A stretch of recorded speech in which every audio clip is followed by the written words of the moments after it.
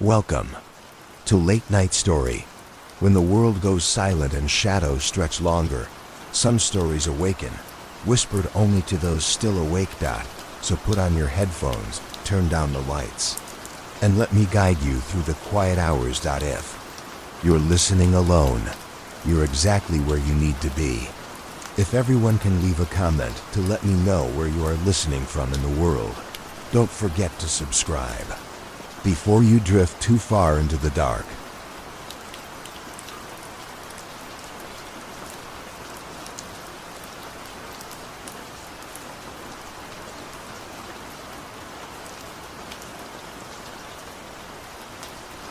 Story 1.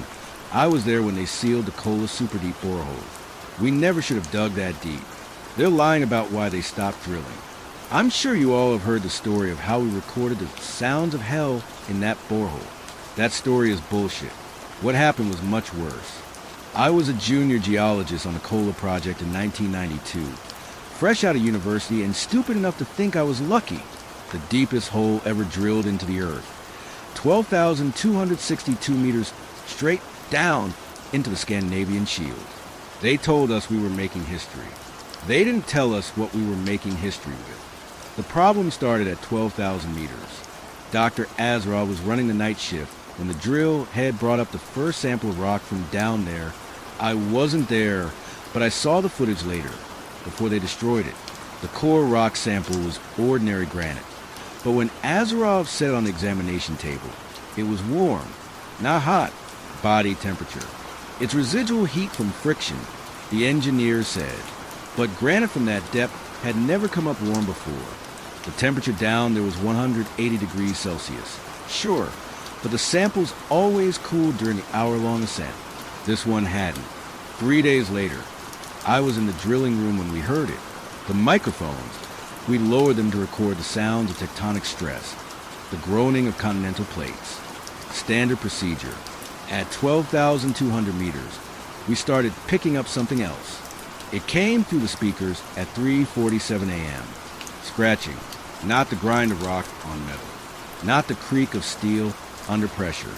Scratching, rhythmic, deliberate, like fingernails on stone. Equipment malfunctioned, Director Volkov announced, but his face had gone gray. We're pulling the microphones up. They didn't make it back up. At 8,000 meters, the cable went taut.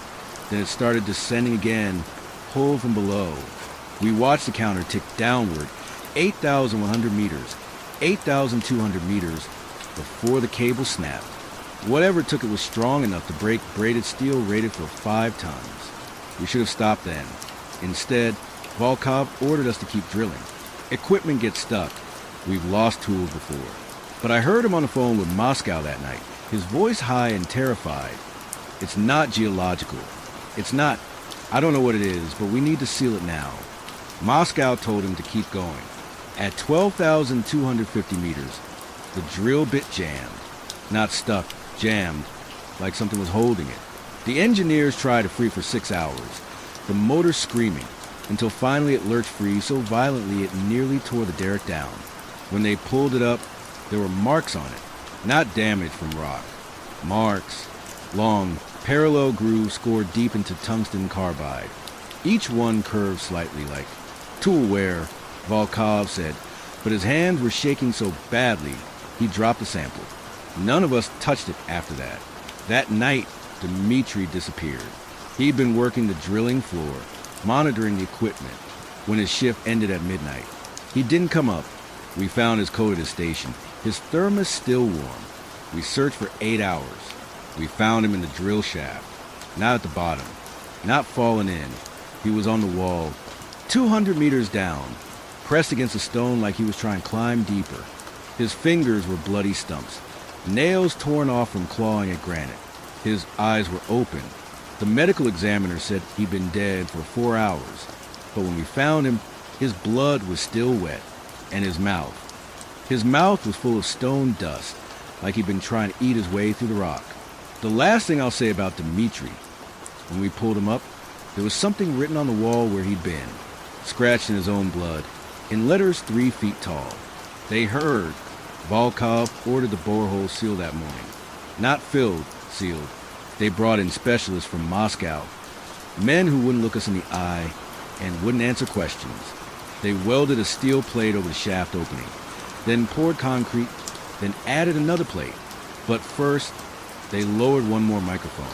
I wasn't supposed to be there, but I hid in the equipment room and listened. They sent it down on a self-powered winch, recording the whole way.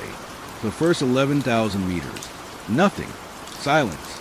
At 12,000 meters, the scratching started. Closer now. Louder. Not just one source. Hundreds. Thousands. A symphony of scraping, clawing, dragging sound that made my teeth ache. At 12,200 meters, the scratching stopped. Then we heard breathing. Not one breath. A chorus of inhalations, all perfectly synchronized, drawing air through the microphone. The sound was wet, ragged, excited.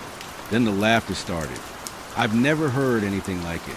Thousands of voices laughing in perfect unison. A sound so loud it distorted the speakers. But it wasn't joy. It was a laughter of something that had been waiting in the dark for so long and had forgotten what light was. And now, finally it could come up. The laughter rose in pitch, became shrieking, gleeful, hungry. Then something grabbed the microphone. We heard it pulled downward at tremendous speed, the cable screaming, and behind it all that laughter growing louder, closer, echoing up the shaft. As if whatever was down there was screaming in ecstasy. The sound changed as it climbed. The laughter turned into counting in Russian. Each number shouted in that same unified chorus, the voice cracking with excitement. 12,000. A pause. A scraping sound like countless hands finding purchase on stone. 11,000. More scraping. Faster now. Something was using the walls, the equipment, the cables we left behind, climbing with impossible speed. 10,000. The numbers came faster. The laughter between each one was deafening, ecstatic. 9,000. 8,000. 7,000. Volkov was screaming into his radio, telling Moscow what was happening. But even through the phone, I could hear someone in the Moscow office say, Jesus Christ, we can hear it here too. 6,000. 5,000. The drilling platform was shaking now, dust falling from the ceiling. That counting, that horrible counting, echoing up from below and somehow also coming from the walls, from the ground, from everywhere. 4,000. 3,000. The winch exploded. The cable shot up from the borehole with such force it embedded in the ceiling. And for just a second before they killed the feed, the microphone was still transmitting, not from 12,000 meters down anymore.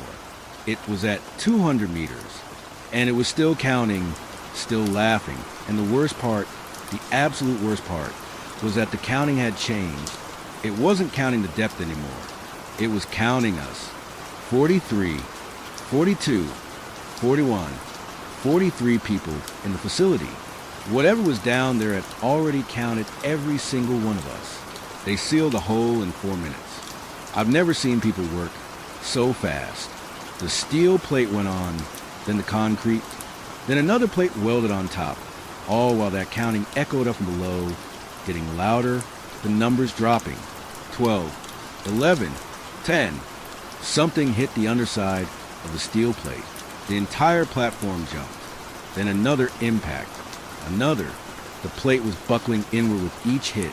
And between the impacts, we could hear that laughter. That hideous, gleeful laughter and the counting. 5, 4, 3. The final weld sealed. The laughter stopped. For 5 seconds, there was perfect silence. Then something scraped across the bottom of the steel plate.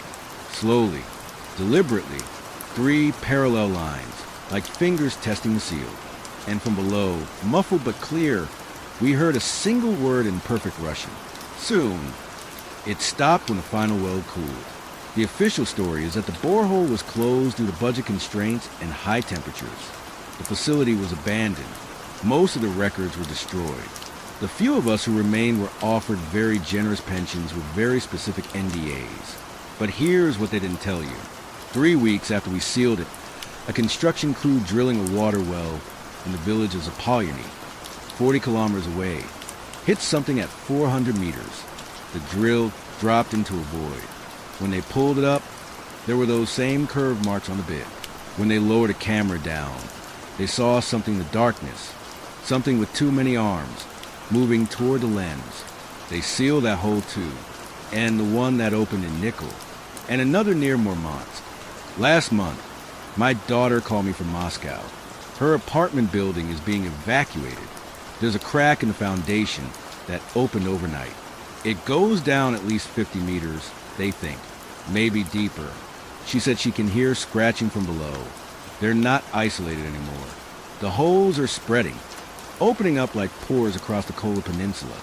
We dug down and woke something up, and now it's not climbing up through one shaft anymore. It's making its own. 3 days ago, I felt the floor vibrate in my apartment in St. Petersburg, 1,400 kilometers from Kola. This morning, there's a crack in my basement floor. It's only a centimeter wide, but when I put my ear to it, I can hear something. It sounds like digging, getting closer. I called Volkov to ask what we should do. He didn't answer. When I drove to his house, the front door was open. There was a hole in his kitchen floor, perfectly round, going straight down into darkness. On the wall, written in something dark and wet, "We heard you too." I'm writing this from my car. I don't think I can outrun it. I don't think anyone can, but I need someone to know the truth before the holes open up under cities, under schools, under your house while you sleep. We didn't stop drilling the Kola borehole because of budget cuts or heat. We stopped because we realized the drilling sound we've been making for 12 years. It was knocking, and something finally answered the door. If you're reading this and you feel your floor vibrate, if you hear scratching under your home, if you see a crack that wasn't there yesterday, run. But I don't think running will help anymore. They heard us, all of us, every footstep, every foundation, every mine and tunnel and basement and subway, and now they're coming up. The crack in my basement is 3 meters wide now. Last night, I heard laughter coming from it. The same laughter from the microphone 30 years ago. And then, very clearly, I heard counting. Starting at 43. Counting down.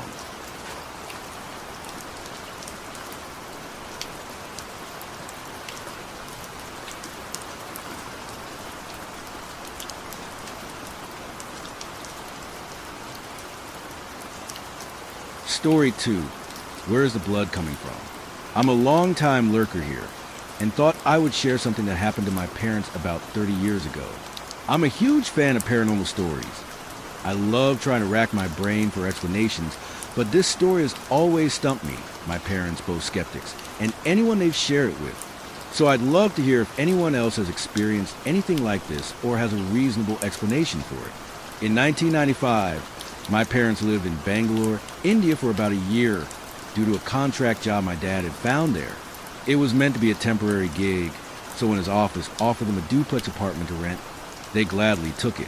It came with the usual perks of upper middle class India, i.e., a couple of bustling maids that took care of the cleaning, groceries, and most of the cooking. Life was bliss for them, a childless, almost newly married couple, with basically everything taken care of. At the time, my mom wasn't working, so she stayed at home while my dad went to work. On their floor, there was another apartment with an older woman living in it, who she politely said hello to a few times, but she always looked at my mom a bit strangely, and that made her a bit uncomfortable.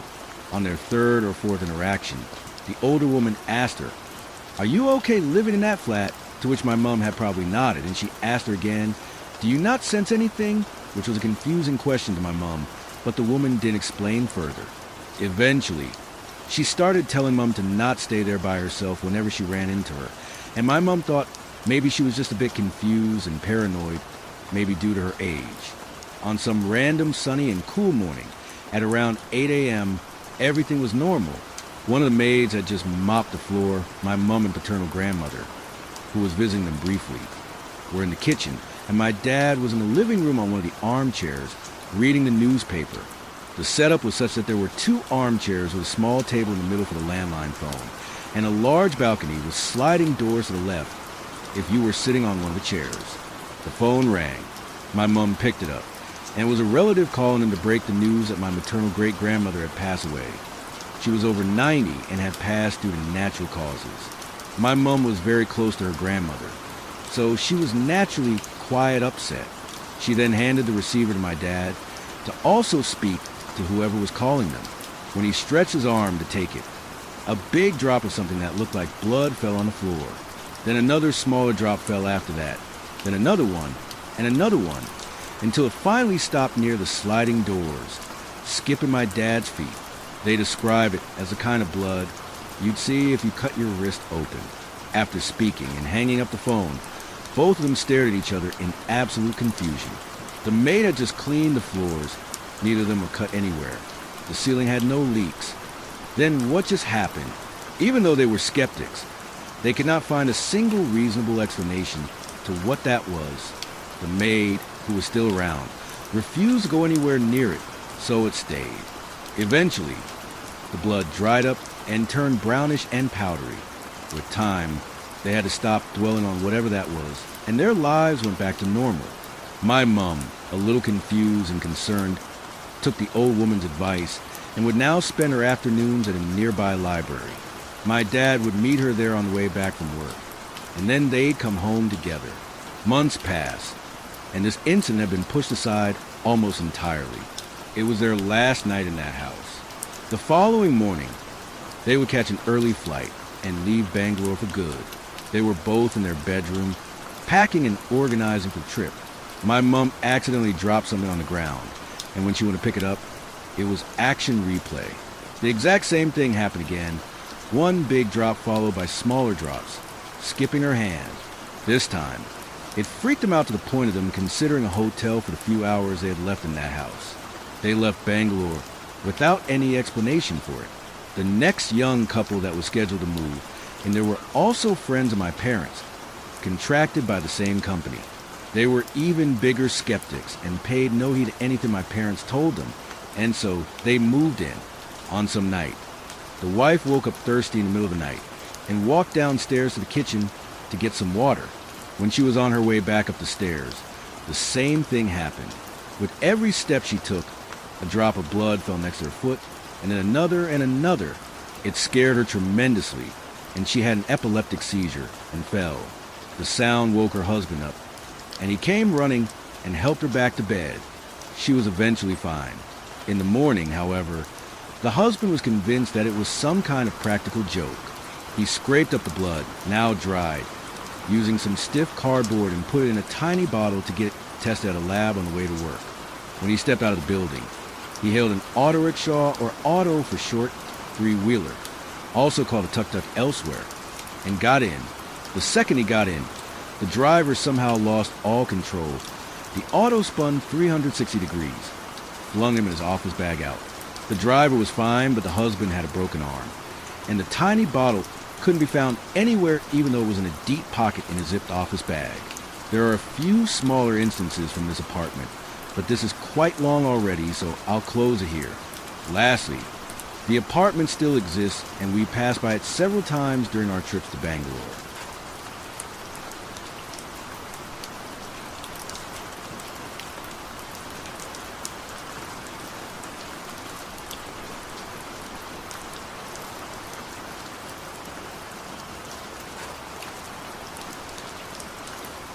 Story 3. My daughter's imaginary friend knows things he shouldn't know. Lily told me about her friend on a Tuesday. I was making dinner. Pasta with Jared sauce. The kind of meal you make when you worked a double and your feet hurt and your daughter has been at aftercare for 9 hours, because that's what single mothers do. Lily sat at the kitchen table with her crayons, drawing something I hadn't looked at yet. "Mommy, can Thomas have some?" I didn't look up from the boiling water. "Sure, baby." Set a place for him. She'd had imaginary friends before. Mr. Buttons when she was 3, a rabbit who lived in the closet. Princess Starla from most of preschool. I'd read the articles. Imaginary friends were normal, healthy, a sign of creativity and developing social skills. I'd served Mr. Buttons invisible tea. I'd buckled Princess Starla into her car seat. This was just Lily being 5. "He likes the twirly kind," Lily said. "The twirly kind?" "Rotini." She sounded it out carefully.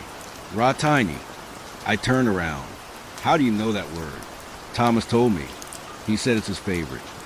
I poured the pasta into the strainer and watched the steam rise. Rotini wasn't a word Lily would know. We always called it twirly pasta. I'd never used a real name in front of her. Where did you meet Thomas, baby? In my room. She picked up a blue crayon. He comes to visit sometimes. When does he visit? At night, when you're sleeping. The steam was still rising from the strainer. I watched it curl toward the ceiling. What does Thomas look like? He's big, bigger than you. He has a beard and his hands are scratchy. Scratchy? Like Grandpa's face when he doesn't shave. I set the strainer down, walked to the table, looked at what Lily was drawing. A figure, tall, taking up most of the page. Brown scribbles for hair, brown scribbles on the chin. The hands were huge. She'd drawn them twice the size of the head. The way children do when something makes an impression. That's Thomas. Uh-huh. He said I'm a good drawer. I sat down across from her. My hands were wet from the pasta water, and I hadn't grabbed a towel. Lily, when Thomas visits, what do you do? We talk. He tells me stories. He knows a lot of stories about a girl who looks for treasure. She kept coloring, adding yellow to the figure's shirt. He's nice, Mommy. You don't have to look scared. I'm not scared. Yes, you are. You have your scared face. She looked up at me with her father's eyes. Thomas said you might be scared when I told you about him. He said mommies get scared easy. Thomas said that? He said I should wait to tell you, but I wanted him to have dinner with us. She set down the crayon. Is that okay? I made myself smile. Of course, baby. Let me get another plate. I called my mother that night, after Lily was asleep. It's probably nothing, Mom said. Kids that age, they pick up word from everywhere. School, TV, other kids. She doesn't watch cooking shows. She's 5, so she heard it somewhere else. Maybe at aftercare. Maybe one of the other kids has a parent who cooks. She said his hands are scratchy, like a man who doesn't shave. Honey. Mom's voice shifted into the tone she used when she thought I was being dramatic. You're exhausted. You're doing everything alone. It's natural to worry, but this is just an imaginary friend. Don't turn it into something it's not. What if it's not imaginary? The silence on the other end lasted too long. What are you saying? I don't know. I don't know what I'm saying. Have you checked the house? Checked the how? Locks. Windows. I don't know. Whatever you're supposed to check. I had checked. Every window, every door. All locked. No signs of forced entry. Nothing missing. Nothing moved. I'd walked through every room with my phone flashlight while Lily slept, feeling insane, feeling like the kind of paranoid single mother everyone warned me I'd become. Everything's locked. Then there's your answer. It's an imaginary friend. Kids have them. Yours is particularly vivid. That's all. I wanted to believe her. I tried to believe her. Then I found the candy wrapper. Saturday morning. Lily was watching cartoons in the living room. I was changing her sheets because she wet the bed, which she hadn't done in over a year. I found it under a pillow, a Werther's original wrapper, folded into a small square, tucked beneath the pillow like a secret. Lily hated hard candy. She choked on a butterscotch when she was 3 and refused to eat any candy she couldn't chew. I never bought Werther's. I never bought hard candy of any kind. I sat on the edge of her bed, holding the wrapper. Lily? She appeared in the doorway. Yeah, Mommy? Where did this come from? She looked at the wrapper, then at me, then at the floor. Lily. Thomas gave it to me. Quiet, almost a whisper. He brings me candy sometimes. He said it was our secret. What else is a secret? I'm not supposed to say. I knelt down. I leveled with her. Baby, you can tell me anything. You won't get in trouble. I promise. She chewed her lip the way she did when she was deciding whether to trust something. He said if I told you about him, he'd have to stop visiting. He said you wouldn't understand. Her eyes were wet, but I told you anyway. And now he's going to be mad. Lily, this is very important. Does Thomas touch you? He holds my hand sometimes when he tells stories. Does he touch you anywhere else? No. She shook her head. He just talks and holds my hand. And sometimes he sits on my bed and watches me sleep. He says I look like an angel when I sleep. I called the police. They sent an officer. Young, maybe 25, with a wedding ring he kept twisting. He walked through the house and checked the windows and asked Lily questions while I stood in the doorway trying not to scream. Does Thomas have a last name? I don't know. Does he come in through a door? He's just there. When I wake up, does he wear a uniform? Like a policeman or a mailman? No, just regular clothes. The officer took notes, checked the locks again, walked the perimeter of the house while I watched from the front window. When he came back inside, his face told me everything. Ma'am, there's no sign of forced entry. No footprints, no disturbance. Your locks are intact. Your windows are sound. Then how is someone getting in? I'm not sure anyone is. He said it gently, the way you say things to people you think might be fragile. Kids this age, their imaginations. I found a candy wrapper under her pillow. Candy I didn't buy. Candy she doesn't eat. Kids pick things up. School play dates. She's been at home with me or at aftercare every day for months. He closed his notebook. I'll file a report. And I'd suggest maybe talking to someone. A counselor. Someone who specializes in children. Sometimes they can tell the difference between a real experience and a very vivid imagination. You don't believe me. I believe you're scared. I believe you're doing your best. He handed me a card. If anything else happens, anything concrete, call this number. I looked at the card. A general information line. Not even a direct number. That night, I slept in Lily's room. Sat in a chair in the corner with a kitchen knife on my lap. Watching the door. Watching the window. Watching my daughter's chest rise and fall under her blanket. Nothing happened. She slept through the night. No one came. No sounds, no shadows, no scratchy-handed men materializing from nowhere. Just the house settling and the wind outside and my own breathing. Too loud in the dark. By 4 a.m., I felt like an idiot. By 5 a.m., I'd almost convinced myself Mom was right. By 6 a.m., when Lily woke up and found me there, I managed to smile and tell her I'd had a nightmare and wanted to be close to her. That's okay, Mommy. Thomas has nightmares too sometimes. I went rigid. He told you that? He told me lots of things. She yawned, stretched, pushed her hair out of her face. He said he had a little girl once, but she went away. He said I remind him of her. I didn't sleep in the chair again. I slept in her bed, curled around her, one hand on the knife under the pillow. A week passed, then two. Lily stopped mentioning Thomas. When I asked about him, she said he hadn't visited in a while. She seemed fine, normal. No more bedwetting, no more candy wrappers, no more drawings of large men with scratchy hands.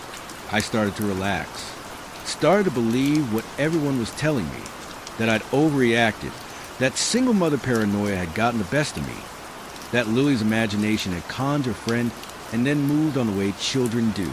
I went back to work. Picked her up from aftercare at the regular time. Made pasta, ratini, because she asked for it, and I didn't let myself think about why she still wanted the twirly kind. On the third week, I found a photograph. Lily had been coloring at the kitchen table while I cleaned. I reached under the fridge to sweep out the dust bunnies, and my broom hit something solid. I got down on my knees and reached under and pulled out a photograph. Polaroid. Old. With that yellowish tint they get. A little girl, maybe 5 or 6, standing in front of a house I didn't recognize. Brown hair, blue dress, smiling.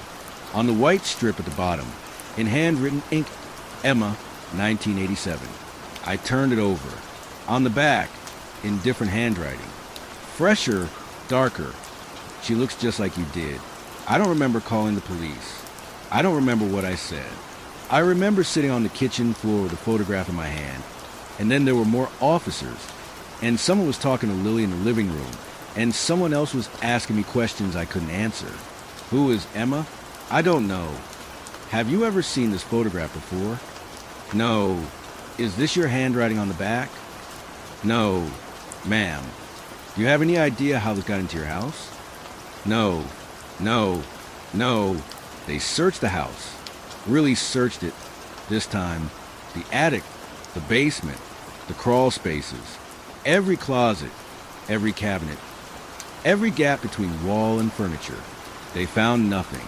No one hiding. No signs of habitation. No evidence anyone had been in my house except me and my daughter.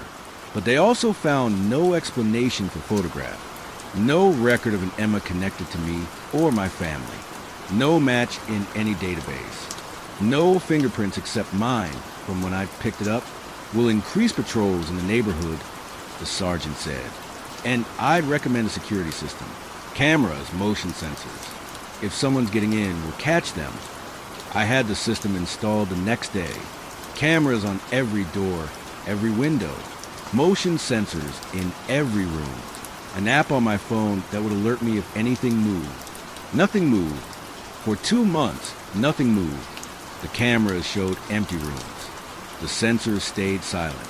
Lily went to school, went to aftercare, came home, ate dinner, went to bed. She didn't mention Thomas. I didn't ask. I started seeing a therapist. She said I'd experienced a vigilance response to an ambiguous threat. She said my brain had pattern-matched innocent details into a narrative of danger. She said the photograph was concerning, but possibly explainable. A previous tenant, something that fell behind the fridge years ago. Coincidence. I wanted to believe her. Then Lily turned 6. We had a party. Just us and Mom, and a few kids from her class. Cake, presents, the whole thing. She was happy. I was happy. Normal family, normal birthday, normal life. That night, after everyone left and Lily was asleep in her bed, and I was washing frosting off plates, my phone buzzed. Motion alert. Lily's room. I opened the app, pulled up the camera. My daughter was sitting up in bed, looking at the corner of the room where the chair used to be. I'd moved it out after those nights of sleeping there, because I couldn't stand to look at it. She was talking. I couldn't hear audio. The cameras were video only, but I could see her lips moving, could see her nodding, could see her hold out her hand toward the empty corner, palm up, like she was receiving something. I ran, up the stairs, down the hall. I slammed open her door and hit the lights, and she was lying down, eyes closed, blanket pulled up to her chin. Asleep. The corner was empty. Lily. I shook her. Lily, wake up. She blinked at me, confused, groggy. Mommy, were you just awake? Were you just sitting up? No. She rubbed her eyes. I was sleeping. You were talking. On the camera, you were talking. I was dreaming. She yawned. I had a dream about Thomas. He said to tell you happy birthday. It's not my birthday. Not you. She closed her eyes again, already drifting. Her. Emma. Today's Emma's birthday. I pulled up the camera footage. Scrubbed back through the last 10 minutes. Lily, asleep. Lily, asleep. Lily, asleep. No motion. No sitting up. No talking to the corner. But the motion alert was in my notifications. Timestamp 9:47 p.m. The app had registered movement, had sent the alert. I watched the footage 5 times, 10 times. Nothing. My daughter in bed, not moving. But I'd seen her, sitting up, talking, reaching towards something I couldn't see. I don't know how to end this. I don't know how to make you understand that I'm not crazy, that my daughter isn't lying, that something is in my house and I can't prove it and no one will help me. The cameras show nothing. The locks are intact. The police have filed a dozen reports and found nothing. My therapist says I'm processing anxiety through hypervigilance. My mother says I need more sleep. But last night, Lily asked me if Thomas could come to her birthday party next year. He missed this one, she said. He was sad about it, but he said he'll be there next time. He promised. Lily, Thomas is real. She looked at me, patient, a little sad. He said you'd say that. She went back to her cereal. He said you're not ready yet, but you will be. He's going to wait until you're ready. Ready for what? To meet him. She took a bite, chewed, swallowed. He wants to meet you, Mommy. He's been waiting a long time. I'm writing this at 3 a.m. because I can't sleep. Because I've been checking the cameras every 10 minutes and nothing is there. And nothing's ever there.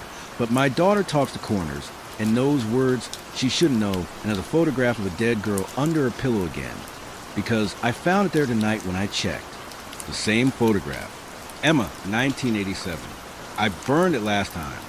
I watched it curl and blacken in the kitchen sink. It's back. Same photograph. Same handwriting. Same little girl smiling in front of a house I've never seen. But there's new writing on the back now. Soon. I don't know who Thomas is. I don't know how he's getting in. I don't know what he wants. But he's real. He's here. He's been watching my daughter sleep. And he's waiting for something. If you're reading this and you have children, check on them tonight. Check the corners they talk to, the friend they describe, the words they know that you never taught them. Check under their pillows.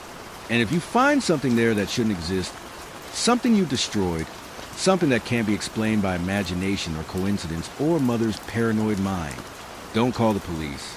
Don't call a therapist. Don't tell yourself it's nothing. Run, because I can't run. I've tried. We stayed at my mother's house for a week, and Lily woke up every night talking in the corner of the guest room. And when we came home, there was a new photograph on her pillow. This one was of me, asleep in my bed, taken from inside my bedroom. The date stamp said last night. He's not just watching Lily anymore. I don't know what happens next.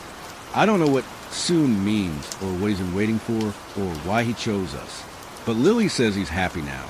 She says he smiles more. She says he told her that the waiting is almost over. She says he's going to introduce himself soon. She says I like him. She says everyone likes Thomas. Eventually.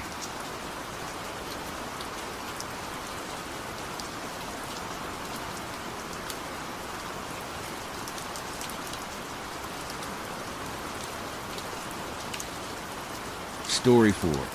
I wrote a song that does something terrifying to anyone who hears it.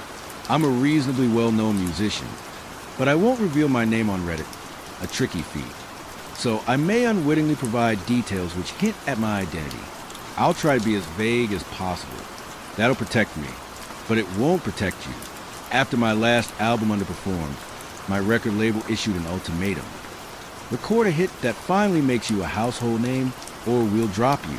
The problem, in this era, is that everybody's consuming something different. There's so many different platforms, so many ways to discover music, too many ways. In turn, there are successful newcomers to the music industry, but no new household names. There is no monoculture anymore. My parents have never heard Chapel or Sabrina in their circles, but Beyonce, everyone knew and knows her. Things were different 20 years ago. The point is, I was facing an impossible challenge. Even if my song were to go viral on TikTok, so what? People over the age of 20 wouldn't care. I wasn't going to become a household name.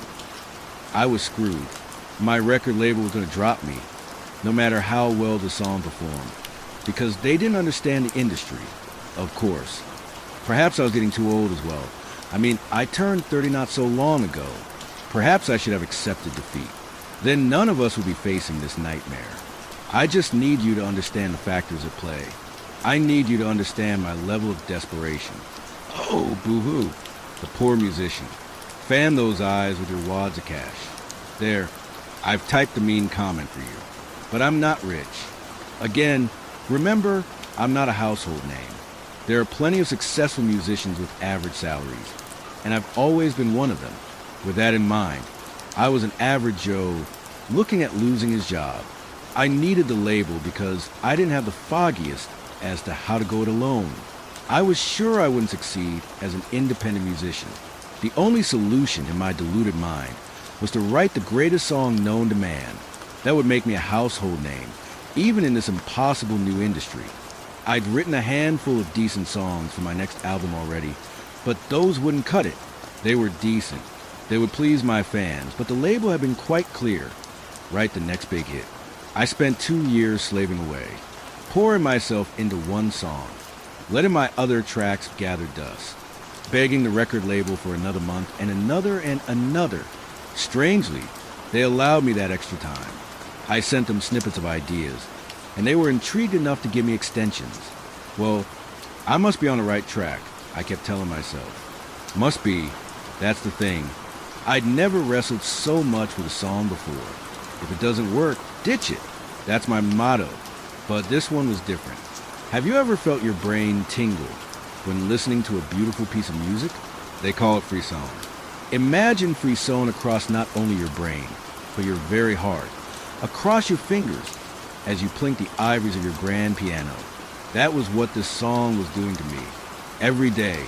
It had nothing to do with personal or profound lyrics, and everything to do with the melody itself. It was a perfect melody. I realized that this morning when I finally finished. It had taken months and months of tinkering and knowing that I was close to perfection.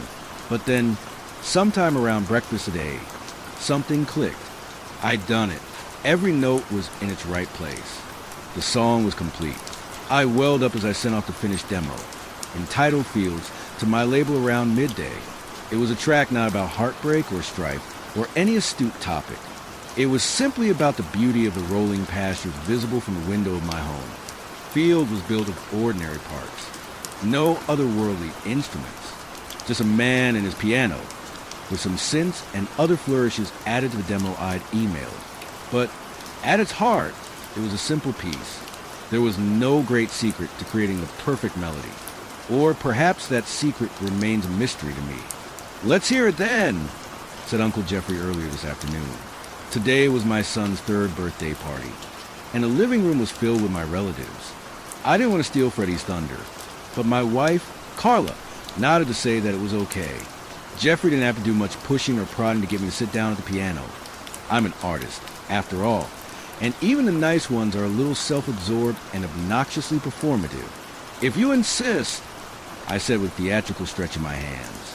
I played the simplest of arpeggios and sang the simplest of melodies, but it was a complexity that made Field so intoxicating. And I, smug as can be, knew it was intoxicating before there even came any external validation. First was a murmur of ecstasy that Aunt Linda let out only 10 seconds into the song. Then some of my relatives began to clap only 20 seconds into the song. A little much, isn't that? Any sane person would think. The thought crossed my mind or my gut, and I should have listened to it. The niggling feeling that had been there since even the early days of me composing the bare-bones framework of Fields, when it was nothing but a vocal melody in my head from a dream, as if I were McCartney penning yesterday. I don't remember that dream now. Part of me thinks I don't want to remember it, for there is a black space in my memory.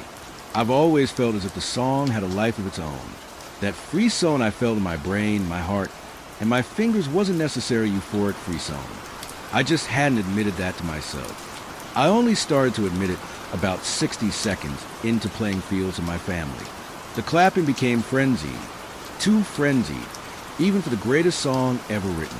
The slapping of flesh sounded, in fact, so vigorous that I imagine it must be painful. Above all else, it was starting to drown out my playing and singing. There was laughter too, joyous laughter. It mixed with what eventually became, quite distinctly, the sound of crying. Uncle Jeffrey and Aunt Linda were crowding me, their stale breaths on my neck as they leaned over my shoulders, and I could hear Carla blubbering behind them. My own wife. She'd always loved my music, but crying?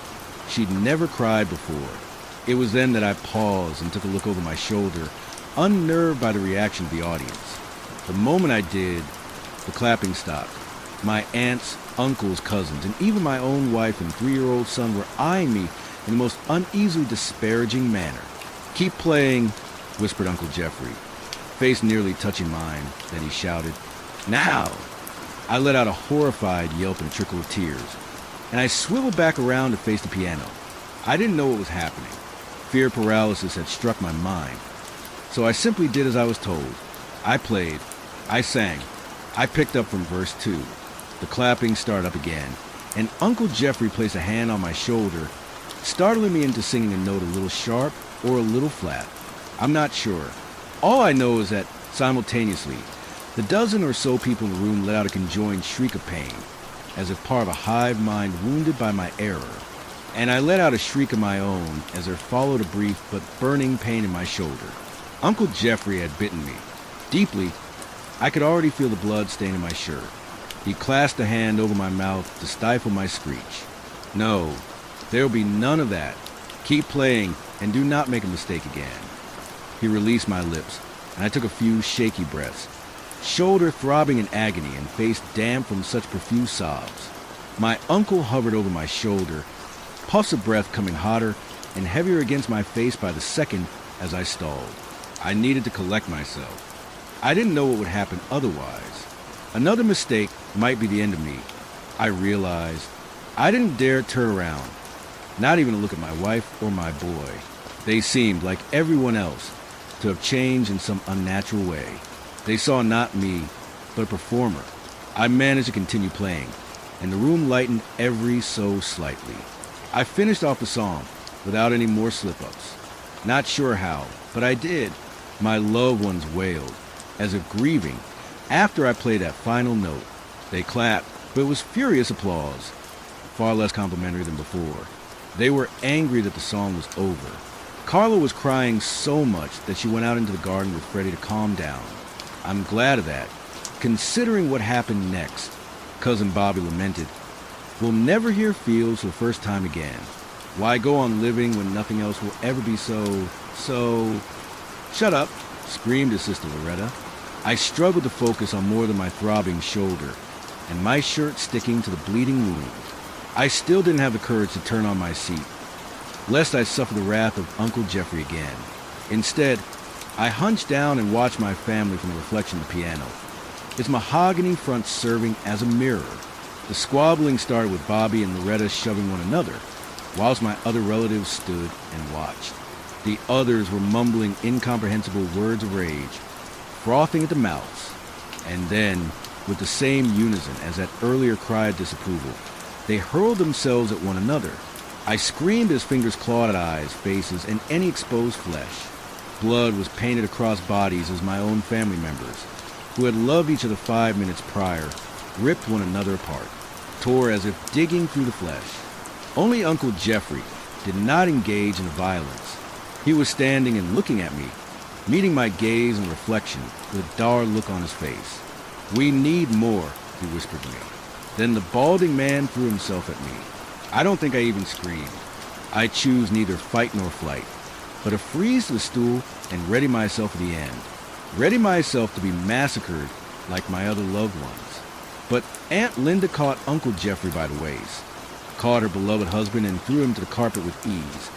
For she was a decade younger and far more agile than the doddery 70-something-year-old. I knew I shouldn't lean forwards to get a look in the reflection, but I did. I watched Aunt Linda push her thumbs into her husband's eye sockets. Blood trickled from his, and tears trickled from hers. I let out a soundless cry, and my sweetheart of an aunt looked at me with a wonky smile. "I did it for you," she said. Now play us a song." "Yes," said Cousin Jack, face scratched and mouth filled with blood. "Play us another one." I shot up from my seat, shocked that I wasn't frozen after all, that I was able to flee. Heart feeling as if it might spring from my throat, I dashed past my relatives, most twitching in bloody puddles on the carpet, and one or two not moving at all. Then I rushed up the stairs, pursued by cries of dismay and fury up to the second floor. I made it to my bedroom as footsteps started up the staircase, but I managed to barricade myself with a chest of drawers before there came pounding on the door. "Write U.S. another song. Now!" begged Cousin Jack as Aunt Linda sobbed, perhaps coming to grips with what she had done to her husband. But I fear she was sad only that Fields had come to an end. They're not human anymore. What have I done? I need to make sure this song never sees the demo came an interrupting thought. The one I'd sent that morning. I checked my emails to find a very disjointed and alarming response from my manager. More, fucking more. Now, for hours. I've been hiding in my room, listening to the thumps and guttural shrieks and near incoherent pleas of my surviving relatives beyond the door. They won't quit. I keep thinking of Carla and Freddie in the garden, praying they haven't hurt one another. And I just received an automated email from my label. They're going to release my song. There's usually a process. I'd have to record a polished version in the studio. But not this time. There is no polishing perfection. Field will go live on all platforms this evening. That's not its real name, and I want to warn you properly. But I don't want to give myself away. I'm sorry if you or your loved ones hear my latest song. Forgive me. I pray it won't be a hit.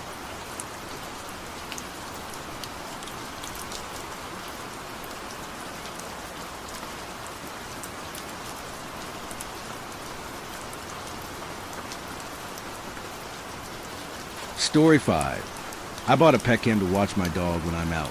I think someone's been stalking me through it. I'm writing this from my phone on the floor of my hallway, with my dog shaking against my leg, and someone trying keys in my laundry door. If this cuts out mid-sentence, that's probably the moment they get in. The tapping on the windows stopped a few minutes ago. The doorbell finally went quiet, but whoever's out there just tried the front door, then the side gate, and now I can hear metal scraping against the lock at the back. The worst part isn't that someone's trying to break in. The worst part is they shouldn't need a key, but it sounds like they have one. And if I'm right about who it is, he's been inside my house already. He's been inside for weeks. Asterisk, asterisk, asterisk, asterisk, asterisk. This started at the dog park. I go to the same one most mornings with my dog, Rocket. Big off-leash space with a scrappy little tree line, and a strip of woods that looks way creepier than it has any right to in daylight. The day I met him, it was stupidly normal. Blue sky, coffee in a keep cup, the usual, what breed is he? Small talk from strangers. Rocket was doing his zoomy routine in circles, and I was half on my phone, half pretending to be a functioning adult. Is that a camera to watch your dog? The voice came from over my shoulder. I turned, and this guy was standing there, maybe late 30s, hoodie, beanie. That kind of face you forget if it weren't for the eyes. Too pale, too still. He nodded at my phone. On the lock screen, I had a little thumbnail from my Petcam app. I use it to check on Rocket when I'm out.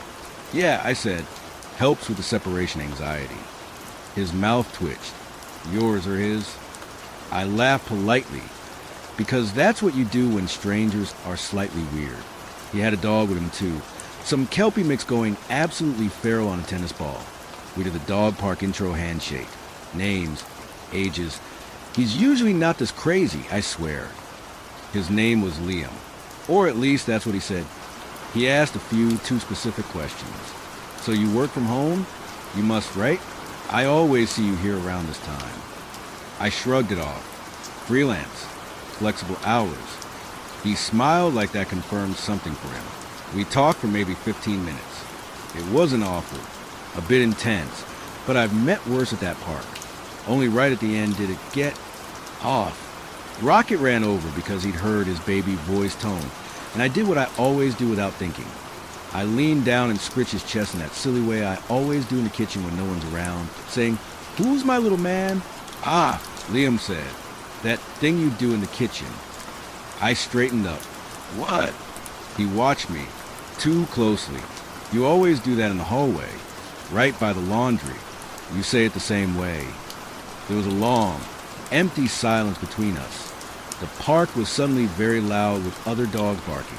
"I mean," he said, way too late to be casual, "I just assumed you look like the type." "What type?" "The talks to their dog in the hallway type." I forced a laugh because I didn't know what else to do. "Yeah, I guess." But it stuck in my head in that weird way that only wrong things do. You know, when your brain files something under, this is important, but we don't know why yet. Yeah, that. Asterisk, asterisk, asterisk, asterisk, asterisk. A few days later, I got an email from the Petcam company.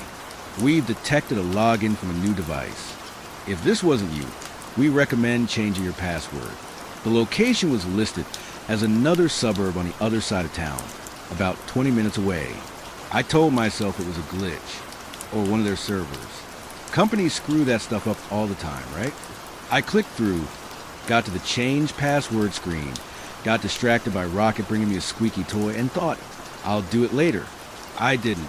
That's the part that keeps repeating in my head now, like a taunt. You had one job. Asterisk, asterisk, asterisk, asterisk, asterisk. The first time I thought I saw him again was at the park. I was mid-conversation with another dog owner, laughing about how their pug was bullying a German shepherd, when something over their shoulder snagged my attention. In the tree line, just beyond the off-leash boundary, someone was standing half hidden behind a trunk, just standing, wearing a dark hoodie, head tilted like he was listening. I blinked and the person was gone, vanished back into the strip of trees. "You okay?" the other owner asked. "Yeah, I lied. Thought I saw someone I knew." I told myself it was nothing, just some jogger cutting through, or my brain filling in shapes. I've got anxiety. I know my imagination can posture like a heavyweight, but then it happened again. I came out of the pet supply shop one afternoon, arms full of overpriced treats, when I saw him across the street at the mouth of a narrow alley. Same hunched shoulders, same beanie pulled low. He didn't move like surprise or guilt or anything normal. He just stepped backwards, slowly, like he'd expected me to walk out at that exact moment, and was already in reverse. By the time I could cross the street, he was gone. Coincidence? I muttered to myself the whole walk home. "You're just spiraling. It's fine." That night, when I checked the pet cam app from bed out of habit, the little light on the camera in the living room blinked on. It does that when you open the app. You see the live view. The light comes on, everything behaves like it should. Except this time, there was a delay. The stream went black for a second, then static. Then my own living room slowly came into focus. The camera's angle was slightly off. Too low, like someone had bumped it. Rocket lifted his head from his bed and stared directly into the lens. Not in that lazy way dogs do.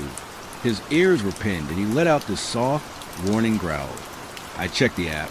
No one else was logged in. Just my account. I told myself the camera had just glitched, reset, something. I told myself that a lot. Asterisk, asterisk, asterisk, asterisk, asterisk. The thing with the spare key happened the week after. I managed to lock myself out taking the rubbish out. Door swung shut behind me. Classic. No phone, no wallet. Just me and the wheelie bin like an idiot. I keep a spare key for the laundry side door in an old pot near the back fence. I've used it a dozen times over the years. Except this time, when I dug through the dirt, it wasn't there. I pulled the whole pot out, checked the soil, the ground around it, the little crack in the fence where I sometimes jam junk mail. Nothing. I ended up having to climb in through a window I'd left latched but not locked. Scratched the hell out of myself and scared Rocket half to death. I told myself I must have moved the key and forgotten. People forget things. Later that night, sitting on the couch, I got a notification. Person spotted in laundry. I don't have a pet cam set up in that room. No reason my phone should ever use those words. The notification vanished before I could tap it. Just blinked away like a typo reality corrected in front of me. I checked the pet cam. The little light was already on. I swear on my dog's life, the camera moved. Just a tiny adjustment. Like someone had put it back where it was supposed to be. Asterisk, asterisk, asterisk, asterisk, asterisk. By the time I saw him a third time, I'd stopped telling myself it was a coincidence. I was unloading groceries in the car and it was getting dark. That blue hour where everything is soft edges. Rocket was inside, barking his head off because I'd left behind the baby gate. Across the road is another little stretch of trees. Nothing dramatic, just enough scrub to make it feel like we're back onto something natural according to a real estate brochure. I shut the boot and turned with an armful of bags and froze. Someone was standing between the trees, not moving, just watching the house. The same absent posture, the same tilt to the head. "Oi!" I yelled before I could think. "Can I help you?" They didn't run. They didn't even flinch. They just stepped sideways into shadow and disappeared. When I got inside, Rocket was staring at the living room camera, low growl rattling his chest. The light on the pet cam was already on. Asterisk, asterisk, asterisk, asterisk, asterisk. That brings us back to tonight. I finally decided to do the sensible thing. New password, two-factor authentication. All that. I sat down after dinner. Opened my email to find the original warning and saw a new one sitting on top of it. Sent 30 minutes ago. Your password has been changed. If this wasn't you, please contact support immediately. I hadn't changed anything. My heart did that horrible cold plunge. I grabbed my phone and opened the Petcam app. It logged in without asking for a code. Straight in. Because I was already verified, I guess the live feed popped up. At first, I didn't understand what I was looking at. It was my living room, but the angle was wrong again, higher up, tilted slightly. I realized the camera must have been moved closer to the hallway.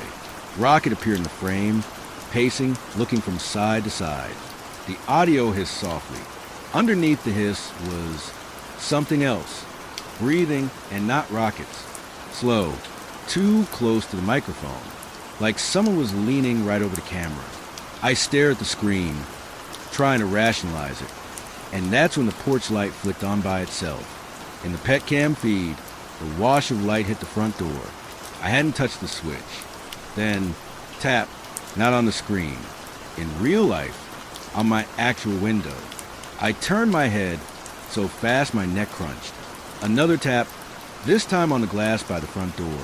Then a louder one. Rocket went ballistic, sprinting back and forth, nails skidding on the floorboards. The doorbell rang. Not a normal impatient ring. Just a single, cheerful chime. Then silence. Then another, like someone was pressing it with the patience of a person who already knows you're home.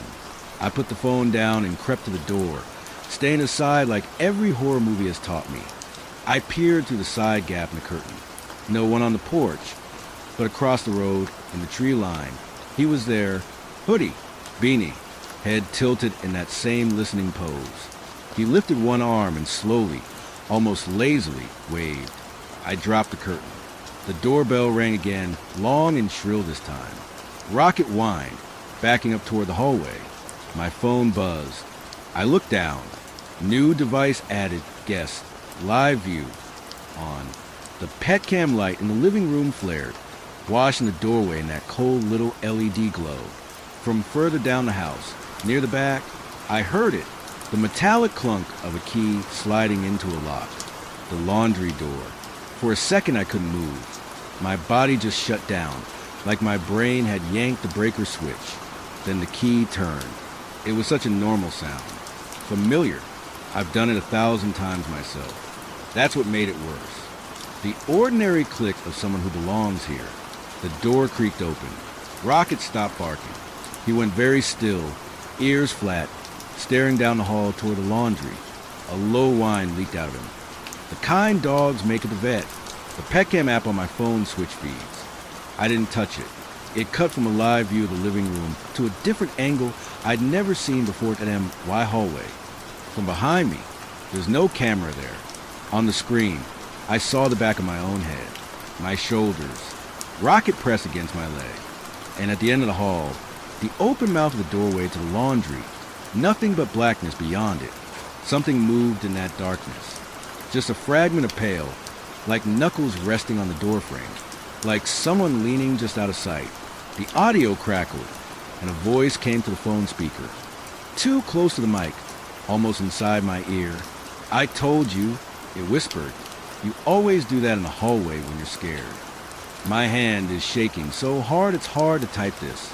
The doorbell just rang again, once, like punctuation. Rocket is staring at the phone now, not the hallway.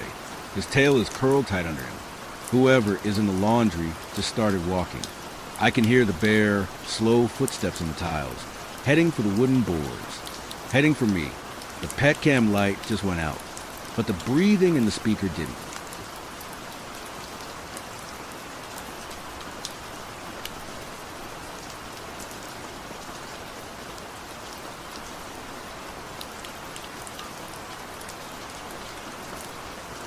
Story 6. A passenger got off my bus in the middle of nowhere. I went back to find out why, and I wish I hadn't.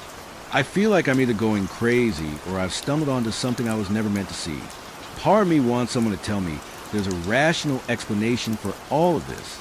Another, much larger part of me knows there isn't. I just need to get this out, to put it in a place where it will exist outside of my own head. It started about 3 months ago. I was taking a cross-country bus, one of those marathon trips that lasts for more than a day. I do it a couple of times a year to visit family. It's cheaper than flying, and I've always found a strange kind of comfort in the liminality of it. The constant low-level motion, the world blurring past the window, the feeling of being nowhere and everywhere at once.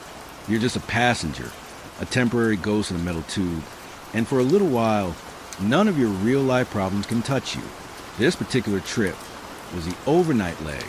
The bus was dark, save for the faint green glow of the dashboard and the occasional sweep of headlights from a passing car on the other side of the interstate. Most passengers were asleep, slumped in their seats in that boneless way people do on long journeys. The air was thick with the smell of stale air conditioning and the faint, sweet scent of someone's fast food dinner from hours earlier. The only sound was the deep, monotonous drone of the engine, a sound that usually lulls me to sleep. But I couldn't sleep this time. I was sitting in a window seat about halfway down the bus, watching the endless ribbon of asphalt disappear under us. We were in one of those vast, empty stretches of country, the kind of place where the sky is so big and black, it feels like it could swallow the world. There were no city lights on the horizon, no signs of civilization at all, just the highway, the scrubland stretching out on either side, and the stars. It was probably around 2 or 3 in the morning. That's when it happened. Up front, a single overhead light flicked on. I saw a young man, probably my age, early 20s, stand up and walk to the front of the bus. He had on a hoodie and a pair of bulky, old-school headphones. I'd noticed him when we boarded. He kept to himself, didn't talk to anyone. He just stared out the window. Same as me, he spoke to the driver. I couldn't hear the words, just the low murmur of his voice. The driver, a heavy-set guy with a salt and pepper mustache, nodded slowly. He didn't seem surprised or annoyed. He just nodded. Then he slowed the bus down. The hiss of the air brakes was startlingly loud in the quiet cabin. A few people stirred, but no one woke up. The bus rolled to a complete stop on the shoulder of the empty interstate. The driver pulled a lever, and the doors folded open with a pneumatic sigh, letting a rush of cool, dry night air that smelled of dust and distant rain. The kid with the headphones stepped off the bus. He didn't have any luggage, not even a backpack. He just stepped down onto the gravel shoulder and stood there for a moment, his back to us. The bus doors hissed shut, and with a lurch, we started moving again. I watched him through the window as we pulled away. He didn't look back. He just started walking, not along the shoulder, but directly away from the road into the pitch-black, featureless expanse. He walked in a straight, determined line, like he knew exactly where he was going. Within seconds, the bus picked up speed, and he was just a silhouette. Then he was a smudge. Then he was gone, completely absorbed by the darkness. The whole thing couldn't have taken more than a minute, but it left me with a profound and unsettling feeling. It was just so wrong. You don't just stop a bus in the literal middle of nowhere. There were no lights, no buildings, no crossroads. Nothing. Why would anyone get off there? Where could he possibly be going? And why did the driver just let him? I looked around the bus. No one else seemed to have noticed or cared. The man across the aisle was snoring softly. The woman in front of me was buried under a blanket. I felt a weirdly urgent need for someone else to have seen it, to validate my own sense of disbelief. Then I saw something else. As I stared out the window into the darkness where the kid had vanished, I saw a flicker. It was incredibly faint, easy to miss. A tiny pulse of light, out in the blackness where he'd been walking. It wasn't a car headlight, or a light from a house. It was a rhythmic, strobing pulse. It had no color I could name. It was just light, a sterile, white-gray flicker that seemed to suck the color out of the air around it. It blinked on and off, in a steady, hypnotic rhythm. It was a kind of movement, a visual beat in the silent, empty landscape. I watched it until the bus rounded a long, gentle curve in the highway, and the darkness became absolute again. I didn't sleep for the rest of the trip. My mind was a tangled mess of questions. When we finally pulled into the terminal in the gray light of dawn, I waited for everyone to get off, and then I went up to the driver. "Excuse me, I said, trying to sound casual. Back there, a few hours ago, we stopped to let a guy off. I was just curious. What was out there? Is there a town or something I couldn't see? The driver was finishing up his paperwork. He didn't look at me. It's a designated stop, he grunted. A designated stop? I pressed. There was nothing there. I didn't see a sign or anything. He finally looked up, and his eyes were tired and flat. Some folks live way out. We stopped for them. It's on the route. His tone was final. It was a brick wall, but I knew he was lying. There was no way that was a designated stop. There was nothing there to designate. The way he said it, the rote, practiced answer, it was clear he'd been asked before. I thanked him and got off the bus. The feeling of unease now a hard knot in my stomach. For the next few weeks, I tried to forget about it. I went about my visit, spent time with my family, and tried to convince myself it was just one of those weird, unexplainable road trip stories. Maybe the kid was meeting someone. Maybe he was an eccentric who liked to camp in the desert. Maybe the light was from an airplane or a radio tower I couldn't see properly, but I couldn't shake it. The image of him walking into that crushing darkness and the silent, colorless pulse of that light, it was burned into my memory. When I got home, the obsession took root. I started searching online. My first searches were vague and useless. Bus stopping in the middle of nowhere. Man walks into desert at night. Strange lights on interstate. I got thousands of results, all of them unrelated. UFO sightings, ghost stories, conspiracy theories. Nothing that matched the specific, mundane strangeness of what I had witnessed. I realized I needed to be more specific. I knew the bus route, and I had a rough idea of the time, so I could estimate the location, a long, desolate stretch of highway between two state lines.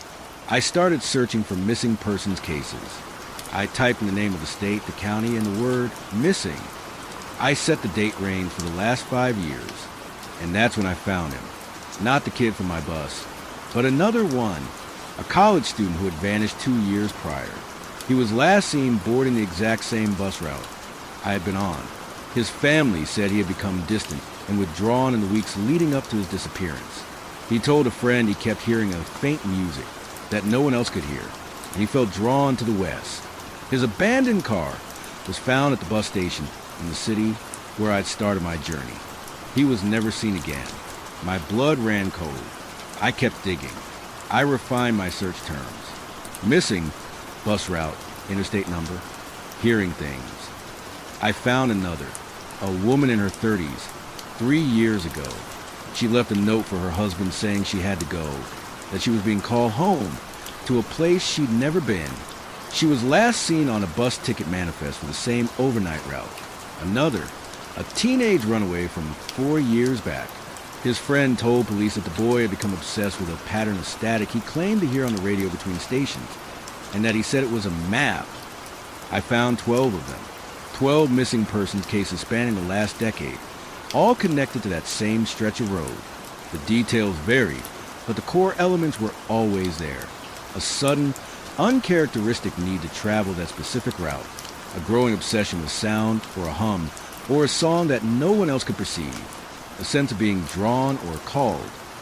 They were all different ages, different backgrounds, but they were all last seen heading into that same vast, empty darkness. I felt sick. I wasn't crazy. What I saw was real. It was a pattern.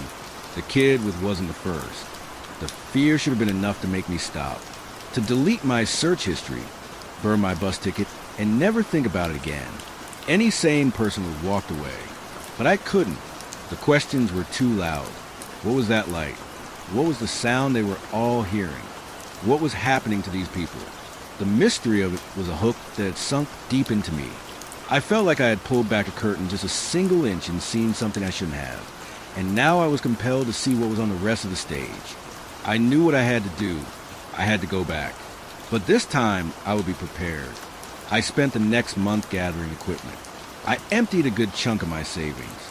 I bought a high-end DSLR camera known for its low-light video capabilities and a professional-grade shotgun microphone designed to capture sound from a distance. I also bought a parabolic microphone dish to focus on specific, faint audio sources. I got a new laptop with powerful editing software and a set of noise-canceling headphones, the best I could afford. I felt like a storm chaser, but I was chasing a void. 2 weeks ago, I booked my ticket. The same route, the same overnight schedule. As I packed my bag with equipment, my hands were shaking. A part of my brain was screaming at me, calling me an idiot, telling me to stop. But the compulsion to know was stronger than the fear. The first few hours of the bus ride were agonizing. Every bump in the road made me jump.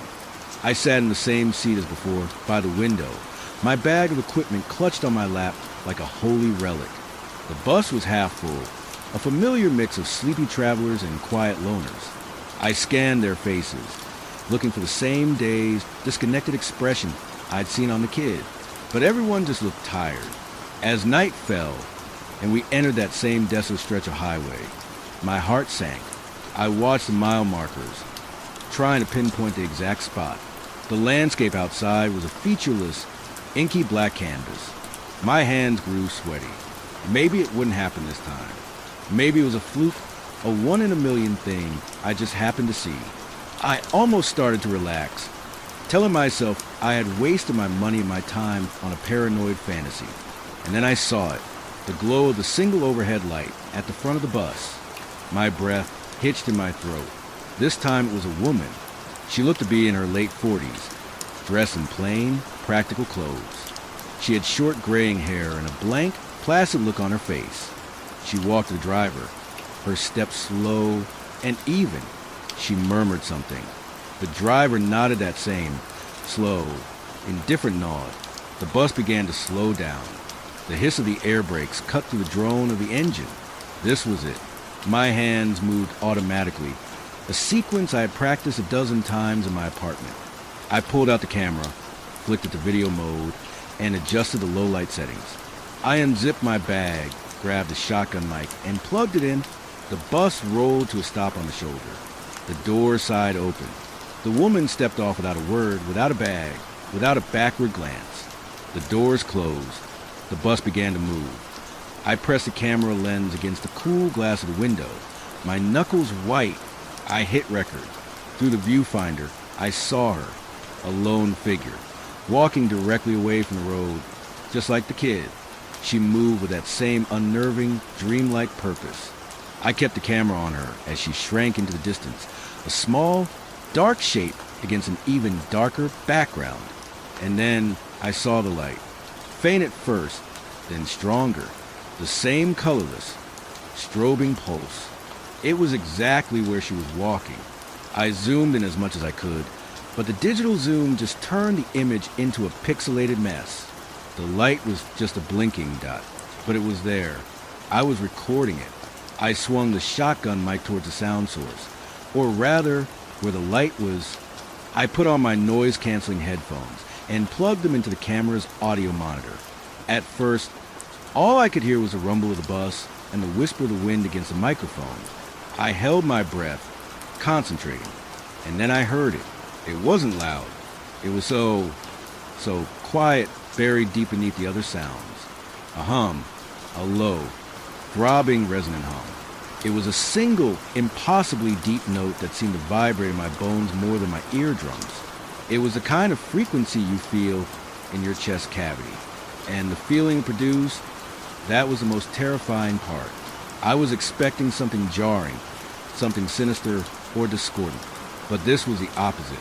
As the hum filled my headphones, a wave of profound peace washed over me. The anxiety that had been coiling in my gut for weeks just dissolved. My racing heart slowed to a steady, calm beat.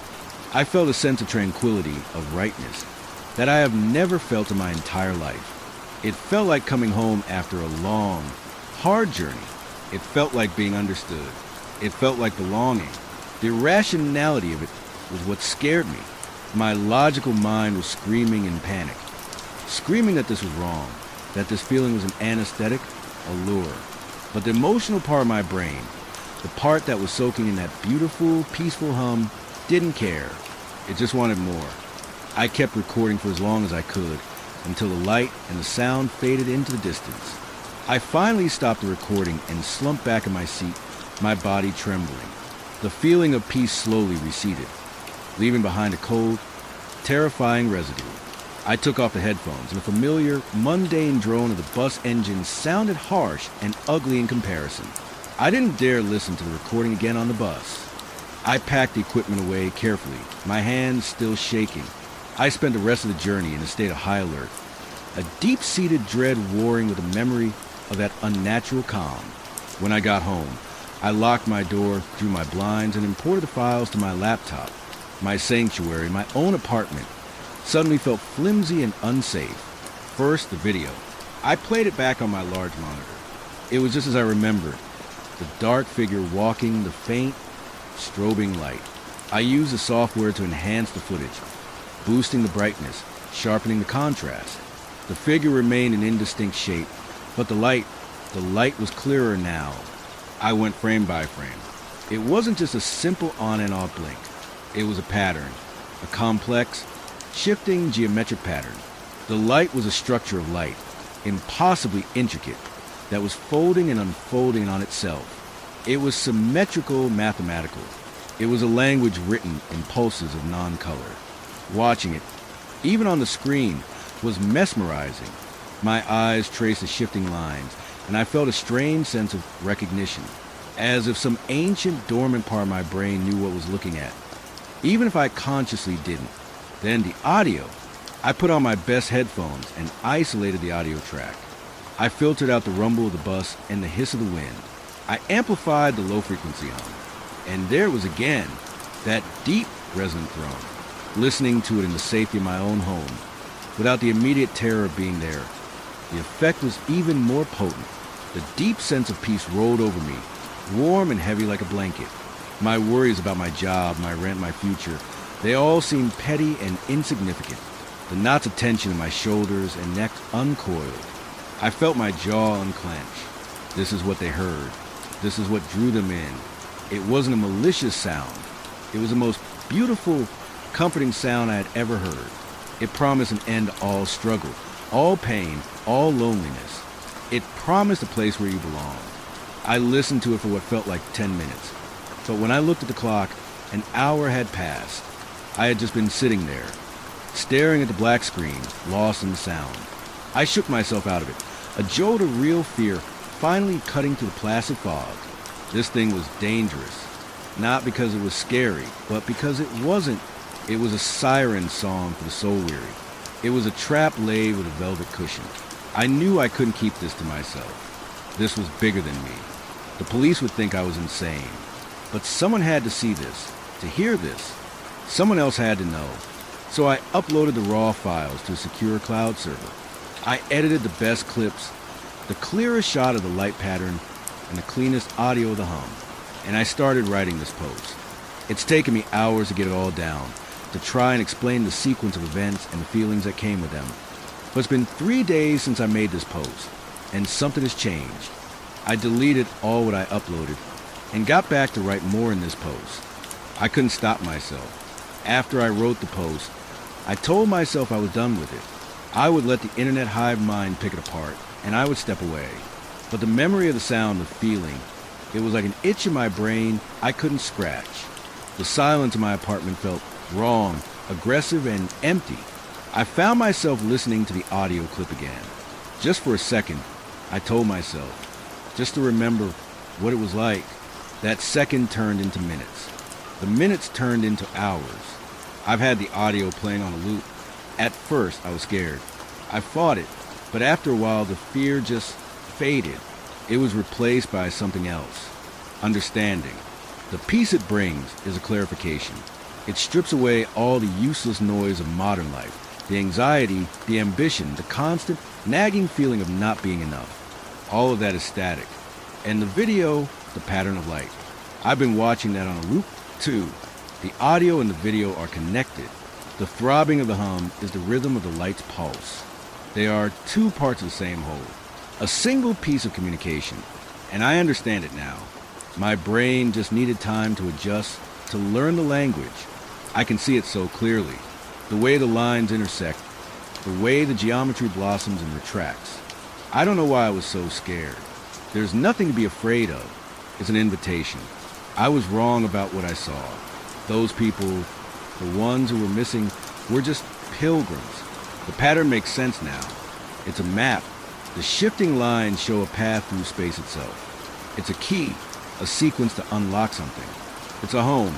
That's the only word for it. A place where all the broken pieces will be fit together perfectly. A place of total, absolute belonging. I've been living my whole life in a gray, fuzzy world. And for the first time, I can hear the music and see the light in perfect clarity. Everything else feels like a dream. This is the only real thing. I just bought a one-way bus ticket. The next overnight trip leaves in a few hours. I have to go back. I have to see it for myself.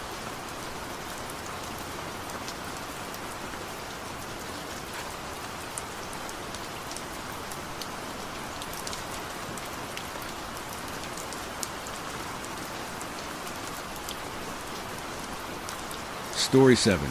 I die every night. I know what heaven looks like. I had always dealt with sleep apnea, ever since I was a child.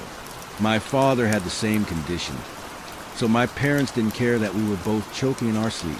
When I started sleeping in the same bed with my wife, she did not find the way I sleep charming and had me go to the doctor.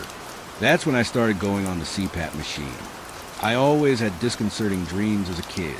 It was always a gamble of either eerily peaceful landscapes to horrifying torture scenes, from being in a forested meadow watching a girl galloping through it as a half-deer centaur, to watching a man get slowly chewed and nipped by thousands of rats in a room made of hardened, scarred flesh.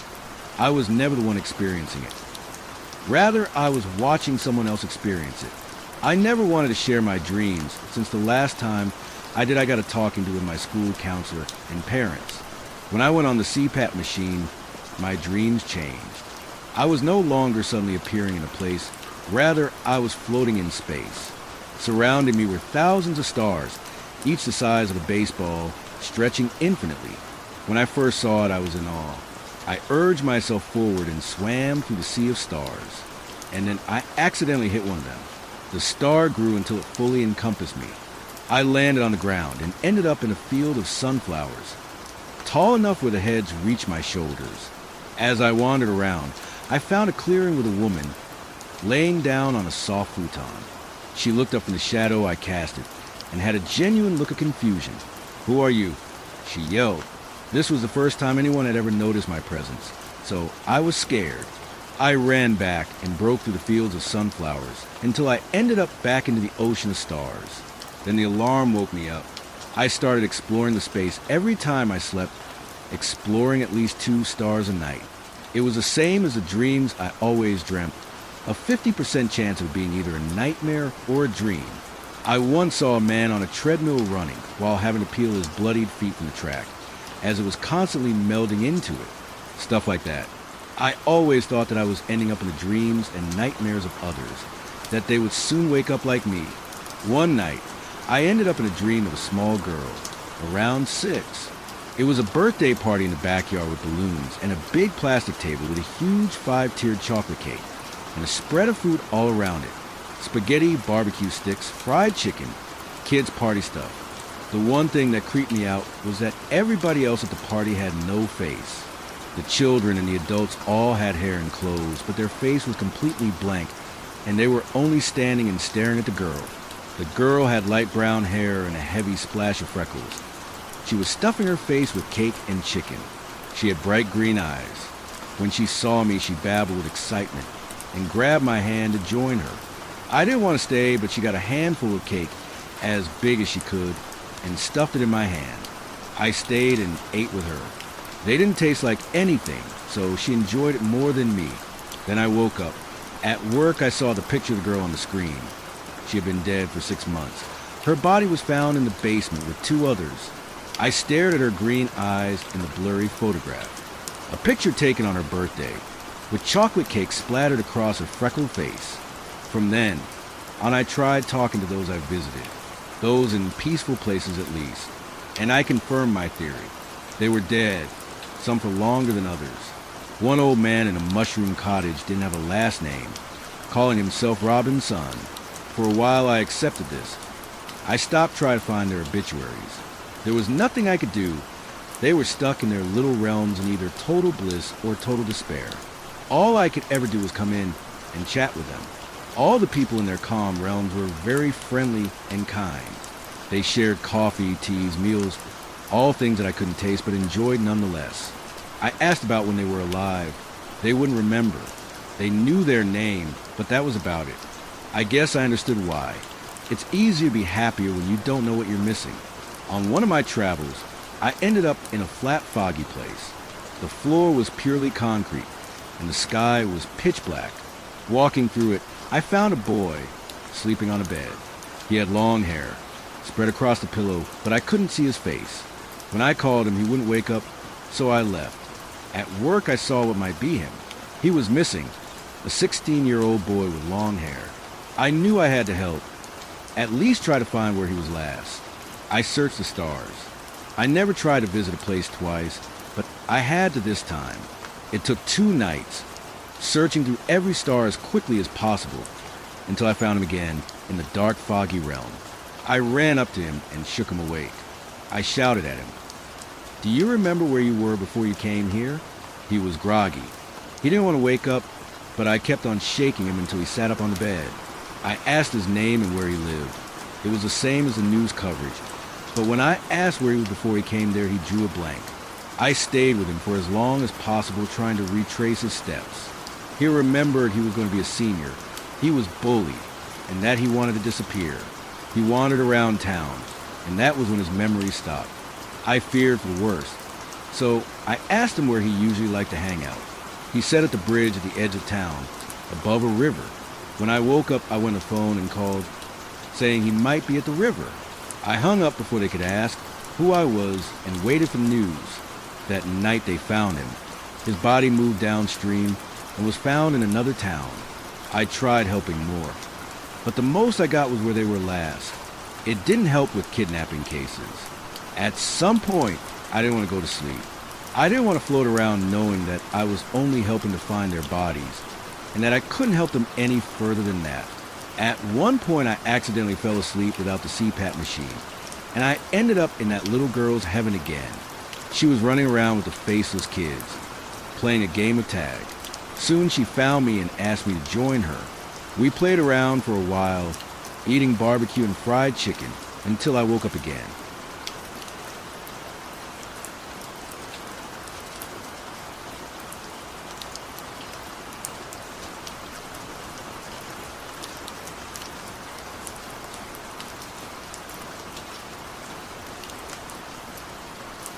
Story 8. Our first Christmas in the Appalachian Mountains. Me and Rowan had only been in the new house for 3 weeks. A quiet, somewhat secluded house in the mountains. Just in time to celebrate our first Christmas together. The boxes weren't all unpacked, and the heat ran a little too long before kicking in, but we were determined to make it feel like home. I hung warm lights inside every window, set up our first tree, and lit a cinnamon candle on the coffee table. The tree had already started dropping pine needles, but that's what comes with a real tree, I told myself. And considering the price, we got very lucky. Not the most normal purchase I made. From an elderly man outside his falling-apart farmhouse. It seemed to be the only one he was selling.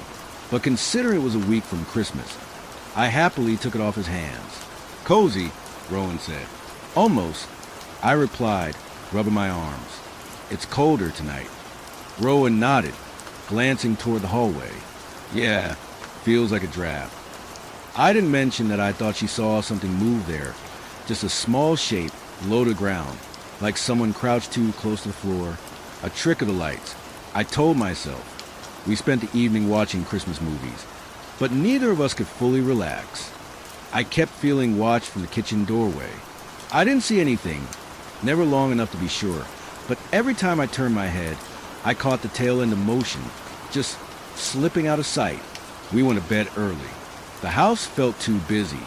Even with just the two of us, it felt like someone or something was always just out of sight. Just after midnight, I woke to the quietest, most deliberate creak. I lifted my head. Rowan was asleep beside me. Another creak, closer this time, right outside their door. My breath caught. I could feel something on the other side, crouched, waiting.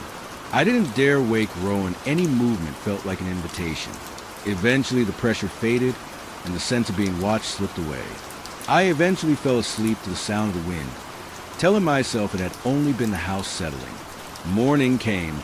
I tried to shake it off. We planned to wrap presents, and we laughed about new house paranoia. But on the floor outside the bedroom door, Rowan noticed something on the floor right outside the bedroom door, pine needles. A whole cluster of them. We went downstairs, and I immediately noticed it. The tree, which yesterday was tucked neatly into the corner, was now almost a foot or two away from the wall, leaving a big gap behind it. Well, we were very tired last night. It couldn't have been anything else but simple misremembering. I hope I didn't mention it. We stayed up late, trying to act normal. We played music, made popcorn, talked about which ornaments to buy next year. But the house felt different, too still, too expectant.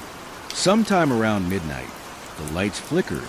Not the whole house, just the strings in the living room and hallway. They dimmed and brightened in a slow pulse, like the house was breathing. Rowan's voice was tight. "Did you see that?" I nodded. Maybe old wiring. Desperate to prove that our new house that we worked so hard for didn't turn out to be haunted.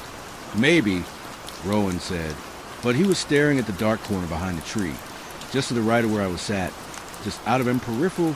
"Jamie, do you feel like something is in here with us?" I did. I had all evening a prickling sense that someone was just behind my chair, leaning in close. So close they could see the pattern of my PJS. Every time I turned, nothing was there, but the feeling snapped back the moment I looked away. Around 1 in the morning, Rowan went to brush his teeth, but he didn't come back. I waited. 5 minutes. 10. Finally, I got up. "Rowan?" I called softly. Movement answered. Not Rowan's voice, just a quick shuffle like feet or hands scurrying across the tiles. I stepped into the hallway. The lights were low, dimmed as though something pressed its weight against the wiring.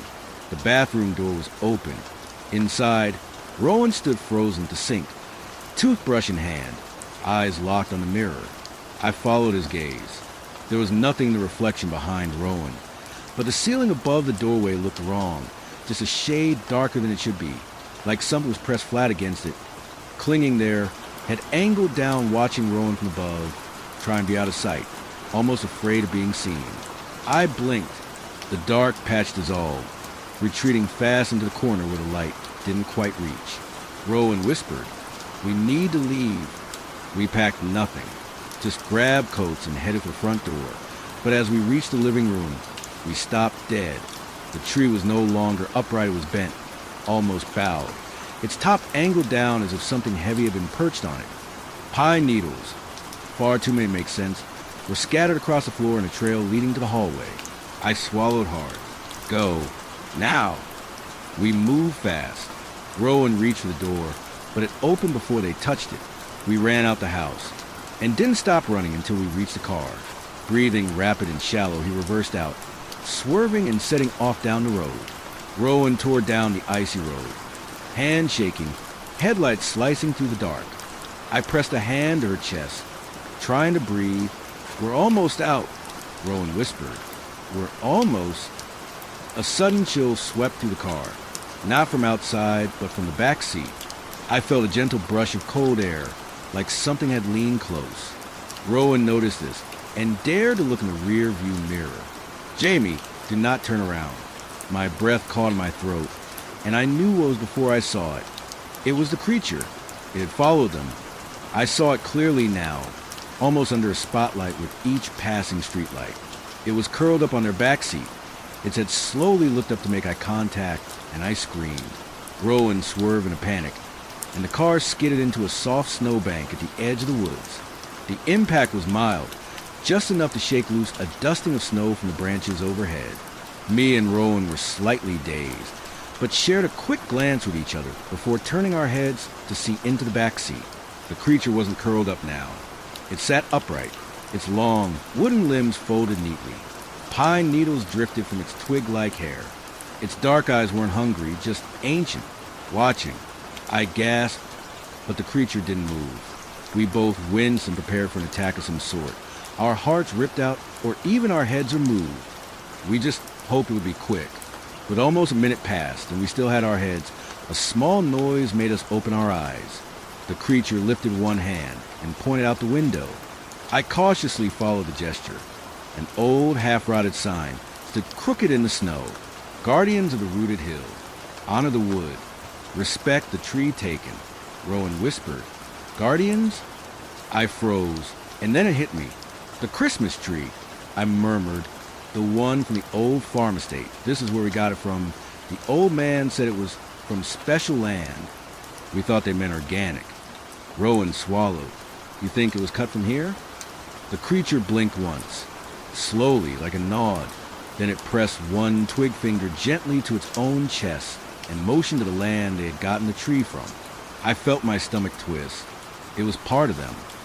Not the creature itself, but its forest, its family, its home.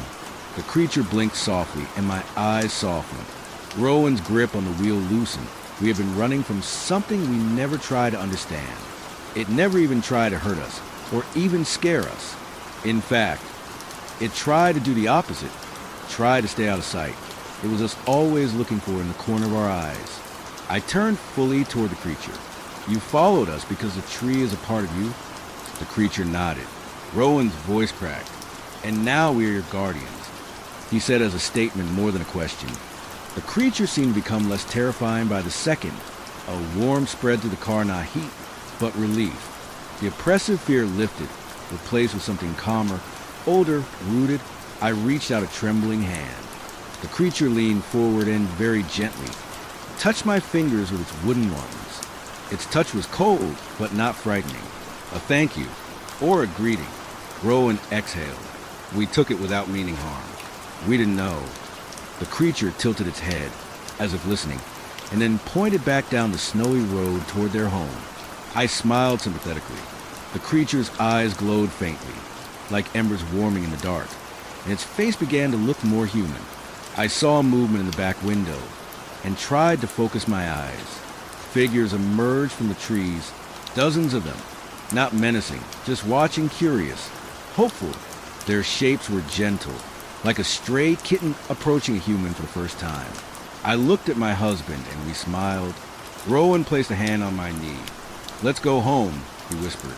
The creatures parted, forming a quiet path back toward the house, guiding us, not forcing us, and we felt like we were part of something bigger, more important, as guardians.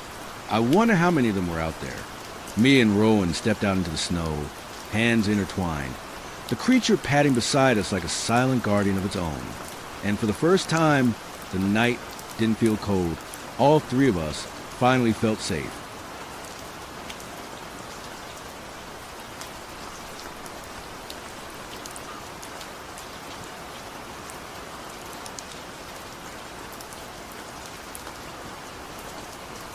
Story 9. Do not accept the invitation to join this dream study. Are you ready? The lab assistant asked. Never been more ready, I replied. I looked to my right. Catherine had also put on a helmet. To my left, Hector was fiddling with his. To his left, Stephen had put his on and was waiting for it to activate. The neurosurgery department at our university was making breakthroughs with a new piece of technology that they thought would be revolutionary. It was a machine that, when put to your head, can totally immerse you in another space. When multiple machines are connected, it could allow you to explore the dreams of other people. I heard that gaming companies and police investigators were already eyeing the entire project. Me, Hector, and Catherine were a group of friends in college. We met each other through a class camping trip and had many things in common, one of which was that we were all broke college students. So when the professor handed out flyers for taking part in a dream experiment, we all agreed.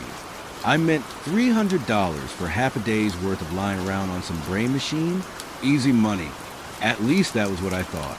Me and my friends were pumped to explore each other's dreams. The only odd one out was Stephen. The team of scientists said something about wanting to test different relationship dynamics when multiple people are connected. So we reluctantly agreed. We knew nothing of Stephen, but he looked harmless enough. Also joining us was Professor Wilkin. The entire machine was his brainchild. He wanted to showcase how confident he was in his creation, by being among the first to experience it. Our contraptions were fastened. The scientists gave us a small pill and told us it was to aid in our sleep. It smelled of mint. Once we were all finished, the scientists told us to just lie still and the machine would take care of the rest. Once more under the breach. "Dear friends," Professor Wilkins said before we began. After a couple minutes, my hands and feet got tingly. Then the scenery outside started to blur, and I fell asleep. I opened my eyes. The scenery was a mix of purple and orange haze. I pinched myself. The stinging sensation was distant but present. I was standing near a water fountain that spouted purple water. I walked around for a while before finding an old man playing guitar. His hands were strumming, but no sound came out of the guitar. Instead, colorful shapes of notes flew out and dissipated into the air. "Where am I?" I asked the old man. There was no sound. Instead, the words flew out in letters of various fonts. "Where music is silent," the old man replied.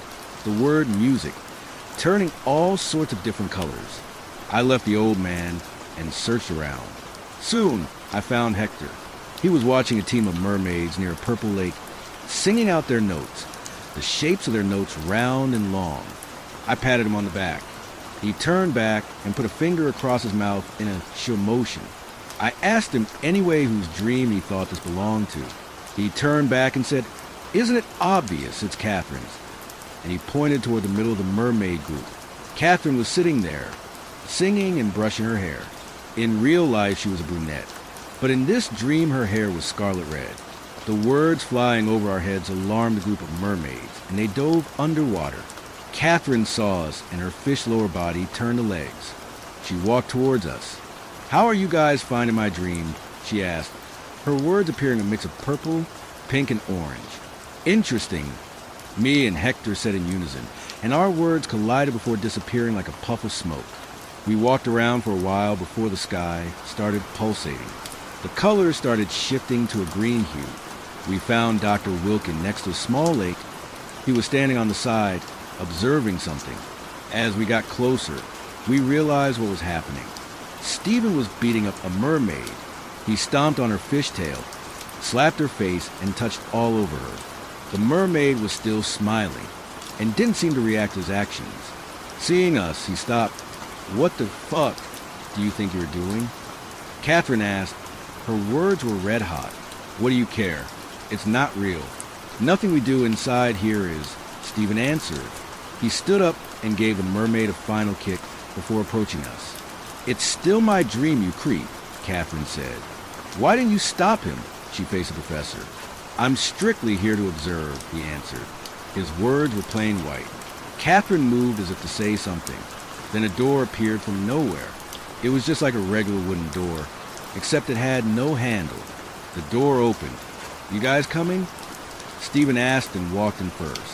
We soon followed, and the professor walked in last. The sounds returned. In fact, they were the first of my senses that I felt. I opened my eyes. I was in a cubicle.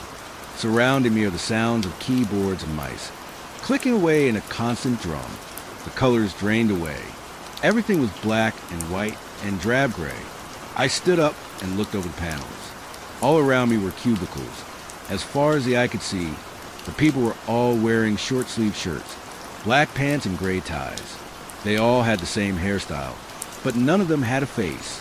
Or they had faces but no features, no eyes, no nose, no mouth, and no brows. I leaned over and asked one of them where I was. He made a shush motion before going back to the blank computer screen, clicking away endlessly. I walked around for a bit before hearing some commotion. It sounded like arguing. I approached the noise. It was Catherine. She was arguing with one of the faceless workers. I tapped on her shoulder. She turned back, startled. "Damn, you scared me. I was arguing with this moron. There's no point to him working. It's not real. He wouldn't listen." She gestured to the worker who had returned to his screen. "Strange place, huh? Whose dream do you think this is?"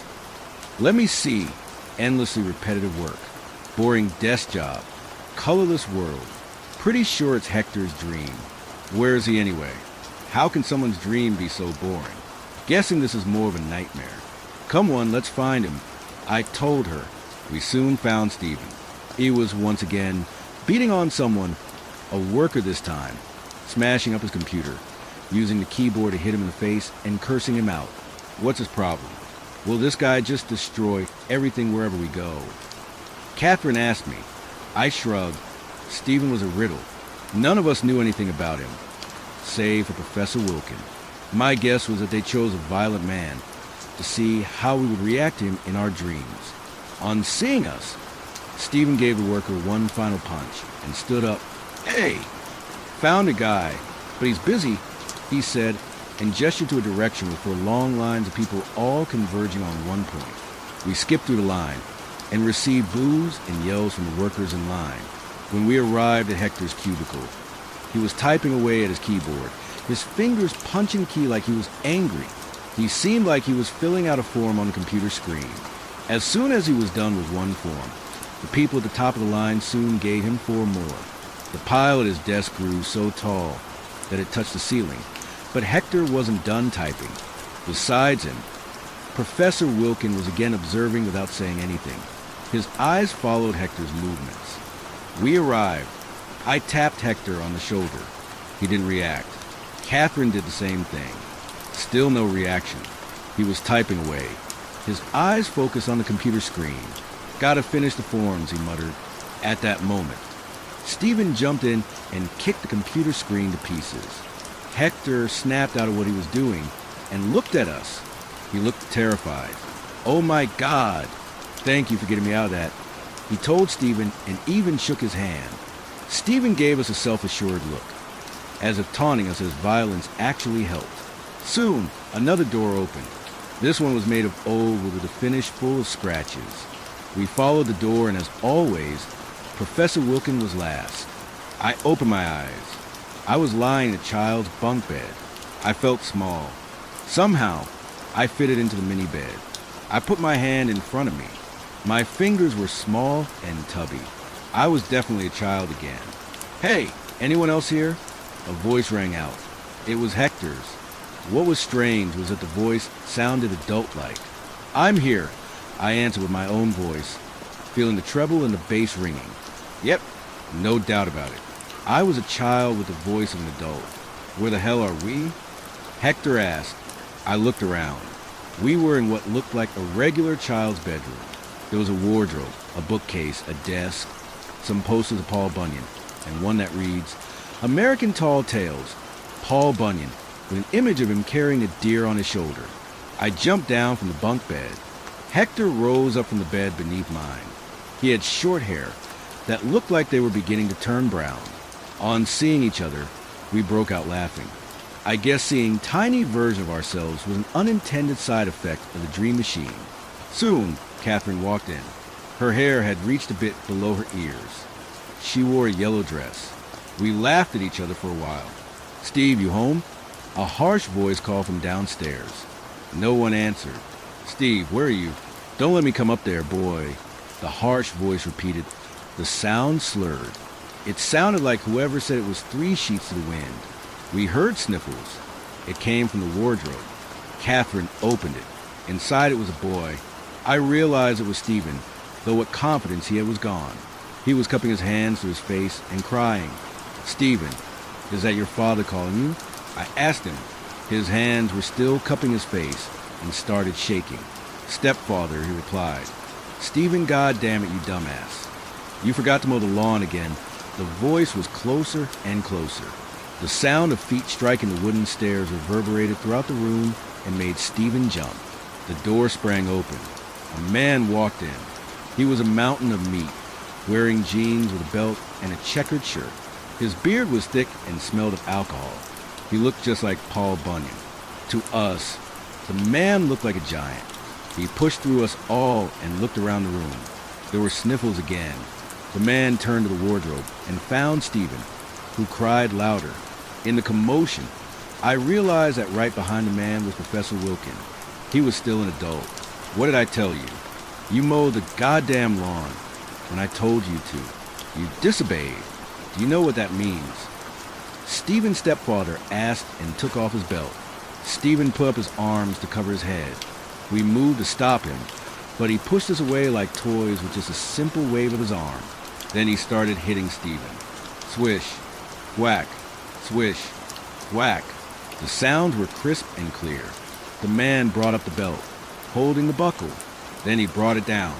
Swish, whack, swish, whack. With each strike, Stephen's arms grew redder and redder until they bled. The man only stopped after that. He gave Stephen a final warning look before going away.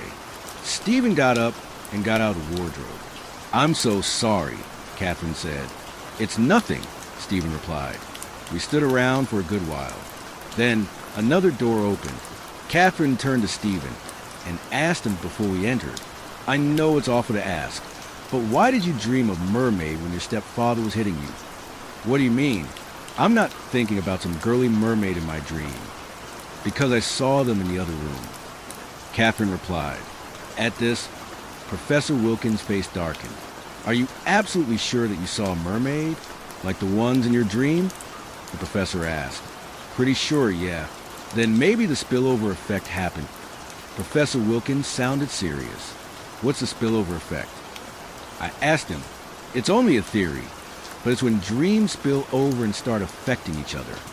"Why didn't you tell us about this before we went in?" Catherine asked. "This is the first time for a lot of things." "I'm sorry. I'll adjust the machine when we get out." "When are we getting out of this anyway?" I asked him. "When we have visited all of our dreams. We got 2 left, yours and mine." He looked at me. We walked through the door. The landscape was desolate. I immediately looked at myself. I was a cartoon character. The shapes that made up my body were constantly moving and reshaping just like a cartoon. I spoke and there was sound, but there were also shapes of letter above my head. Soon, I found Hector. He was also drawn like a cartoon character, with shapes constantly moving. He was watching a team of mermaids near a purple lake, singing out their notes, the shapes of their notes round and long. I patted him on the back. He turned back and put a finger across his mouth in an assure motion. "Wait," this felt familiar. I asked him anyway whose dream he thought this belonged to. He turned back and said, "Isn't it obvious? It's Catherine's." "Wait a minute. I told you that already," he added, his face perplexed. "Trippy. Let's go find the others," I told him. We walked around for a while before finding an old man surrounded by mermaids. We approached the old man, asking him where we were. But before we could reach him, the mermaids looked up. They all had the same hairstyle, but none of them had a face. Or they had faces but no features, no eyes, no nose, no mouth, and no brows. They said in unison, "Where music is silent," before dragging us both down. Our lower bodies slowly sunk into the ground, and before I could notice, I was once again in an office, surrounding me with the sounds of keyboards and mice clicking away. I stood up and pinched myself. The sensation was distant but present. Hector was in the next cubicle, and he jumped over to mine. I stood up and looked to the center. There were endless lines of bearded men, mountains of meat each wearing jeans with belt and a checkered shirt. They all looked like Paul Bunyan. They were lining up, belts in their hands. Stephen was in the center, where the lines converged. The men at the front of the lines were beating on him. Swish, whack, swish, whack. After they were done, they were replaced by those behind them. We approached to stop the beating, but soon the men dragged us down, our lower bodies sinking to the ground. Stephen sunk too. I opened my eyes. I was a child again. My fingers were small and tubby. Next to me, Hector became a mermaid, his face a mismatch with the rest of his body. I spoke, but my words were slurred together as if I was drunk. Hector's mouth spoke, but only words flew out. We walked on to find others. Soon we saw the sounds of pow, whack, thud, and we saw who was behind it. Professor Wilkin was beating on a mermaid. "What the fuck do you think you were doing?" I asked him. "What do you care? It's not real. Nothing we do inside here is." He answered, and as if realized something, stopped and looked at us. I looked at the mermaid. She was Catherine. Her facial features seemed to change by the second, swirling around like a Rorschach test. "I'm so sorry. This wasn't supposed to happen," he said. "What is going on?" Hector asked him. His words a wobbly mix of purple and orange. The spillover effect is getting stronger.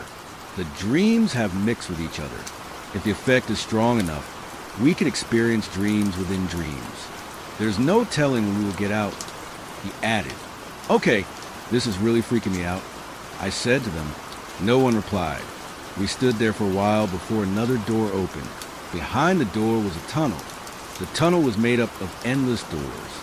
I rushed into it, hoping to escape this dream. I stepped out of the tunnel into a brick floor. I was once again near a water fountain, spouting purple water. It was nighttime. I looked up. There were countless brick floor platforms with water fountains above me in all sorts of directions. I walked behind one fountain and ended up on another platform perpendicular to the one I was at. I stepped back. Parts of my body appeared on one platform and the remaining on another. I stepped through fountains after fountains, ending up at platform after platform, until I heard something. I looked up. No, the sound was to my left. I looked up to my left. Someone was beating someone. I moved through the platforms until I got to a parallel platform. It was Stephen. He was a mountain of meat, wearing jeans with a belt and a checkered shirt. He was beating on his dad. They both looked like Paul Bunyan. I hopped platform to get closer to them. No, it wasn't his dad he was beating on. It was Professor Wilkin. I stopped Stephen's hand. He was crying. It's okay, I told him. I looked at Professor Wilkin. Where are we now? I asked him. Where there is no music. He replied, and his face turned into a tunnel. The tunnel was made up of endless doors. I was sucked in. I flew through the endless doors and ended up at the lab, tied to the machine. Thank God. You guys got to get me the hell out of this thing now. I screamed at the lab assistants, but they had no face. Or rather, they had faces but no features, no eyes, no nose, no mouth, and no brows. They said in unison, once more unto the breach, dear friend, and my head swirled. No, no, no. I roared before I was plunged into another dream. I was looking at a mermaid. The mermaid looked up, and she was Catherine. No, she was Hector, then Stephen, then Professor Wilkin now. She dragged me into the ground. I sank to the ground into a purple and orange landscape. No, it was drab gray now. All surrounding me were rows of people. One row was an infinite number of Catherines. Another was an infinite number of Hectors. Then endless rows of Stephens and Professors Wilkin. They all screamed at me. Once more unto the breach, dear friend. They were mountains of meat, wearing jeans with belts and checkered shirts, Paul Bunyans. They took out the belts, and the world melted away. I was on a precipice. Beneath me were jagged stone edges. At the tip of them were mermaids, but in the bottom were a blurry mix of swirling colors and faces. Hovering in the air was a door. Before I knew what I was doing a running jump. I sprang with all the force I had left, screaming. One of my hands reached the lower door frame, and I caught on. I slowly crawled up and got in the door. Suddenly, everything was dark. I woke up screaming. I was in the real world. The lab assistants rushed to remove the machine from my head. Are you okay? Your brain waves just spiked for a minute there. One of them told me. I said I wasn't sure this was real. I pinched myself and it hurt. I looked at my friends and Professor Wilkin. They were still hooked up to the machine. The lab assistant caught my look and told me that their brain waves were still too high. If they disconnected the device, that would cause a sudden change, and they may not be able to adjust to reality. I went outside for fresh air. The others woke up soon after. They all did so screaming. The lab made us sign a non-disclosure agreement, but I couldn't do it. I had to tell you. Someone was foolish enough to take part in that experiment again. I wouldn't do it again. Not for $1 million. Consider this my warning. Stay away from it. There were times when I sit alone and my head would swirl and my vision would flicker. I pinched myself and my heart jumped whenever the sensation felt distant. Sometimes I heard the familiar saying rang out in my ears, once more into the breach, dear friend.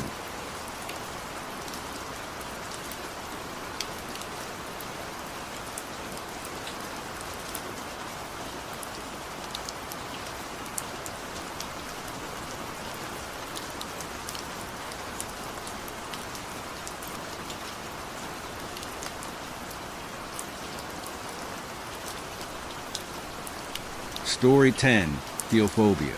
Do you think animals believe in their own gods?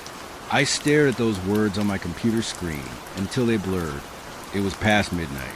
The question sat there in my inbox like something alive, waiting. I know this may sound crazy, but I've witnessed it firsthand. I've lost someone to this event, this phenomenon. Please respond. I can't sleep. I can't make sense of this. I need help. Please help. I'm just a sheep farmer, and I need somebody to help me understand. Please reply. Please, Dr. Grant, help me. Charlie Saunders. My hand hovered over the keyboard. Animals with their own gods? My first instinct was to delete it. Some teenager's creative writing exercise, maybe. A prank. But then I saw the name again. Charlie Saunders. I knew Charlie. I'd been to his farm twice before, consulted on his flock's behavior. He was the kind of man who measured his words carefully, who didn't speak unless he had something worth saying. The kind of man who would never send an email like this, unless something had broken him. I wrote back immediately, told him to come to my office in the morning. He responded within the hour. Just 3 words. I'll be there. I'm an ethologist. I study animal behavior. How they think, how they feel, what drives them. It's all chemicals and instinct, evolution and adaptation. There's no room for gods in that equation. No room for the supernatural. At least, that's what I told myself. That night, I couldn't sleep. Every time I closed my eyes, I saw that question burning behind my eyelids. Do animals believe in their own gods? By the time dawn broke, I convinced myself it was nothing. Stress, grief, maybe. Charlie had probably lost a family member and wasn't processing it well. I'd talk him through it, recommend a therapist, and that would be that. I was wrong. Charlie was already waiting when I arrived at my office. I almost didn't recognize him. The man I'd met before had been robust, energetic. Someone who smiled easily and often. The thing slouched against my office door barely resembled him. His beard was unkempt, more white than I remembered. His eyes were sunken deep into purple-black hollows. The white shot through with burst capillaries. He looked like he'd aged 10 years in a few months since I'd seen him. Like something had reached inside him and scooped out everything vital. Dr. Grant, he said. His voice was a rasp, like he'd been screaming. Good morning. Charlie. I tried to keep my voice steady as I unlocked the door. How long have you been waiting? He didn't answer. Just shuffled inside when I opened the door, moving like his bones hurt. I flicked on the lights. The fluorescent bulbs hummed and flickered before catching, and started the coffee maker. The familiar ritual did nothing to calm the crawling sensation up my spine. Something was very, very wrong. The university looks good, Charlie mumbled, staring at nothing. I poured him coffee with shaking hands. Black, right? A nod. Barely. I sat across from him and forced myself to look, really look, at what he'd become. His hands trembled around the cup. There were dirt stains under his fingernails. And his eyes, God, his eyes were the worst part. They had the hollow, haunted quality of someone who'd seen something they could never unsee. Charlie, what happened? His fist slammed into my desk, so hard the coffee jumped in our cups. I jerked back, heart hammering. Don't. His voice cracked like breaking glass.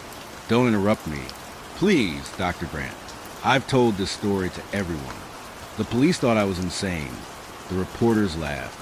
The priest at St. Michael's told me I was blasphemous. The veterinarians. He choked on something between a laugh and a sob. The veterinarian said it was impossible. Tears carved tracks down his weathered face. You're the last person I can tell. The last one who might listen. His eyes locked onto mine, desperate and pleading and terrified.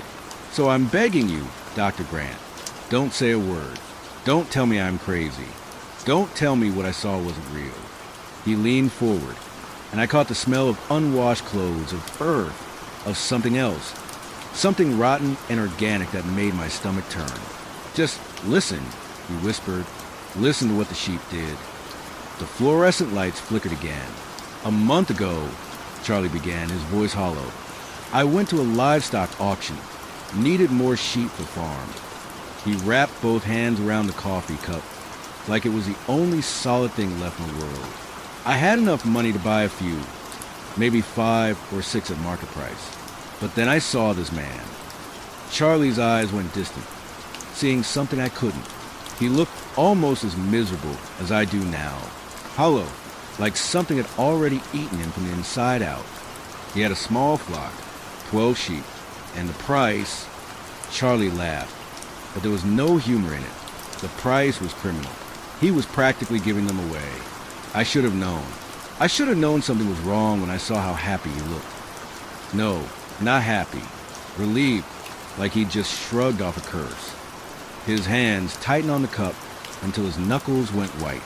But I didn't think. I just saw the deal. The sheep looked healthy enough. So I loaded them into my trailer and drove home, thinking I'd hit the jackpot. Charlie's voice cracked. Lauren was waiting when I pulled up.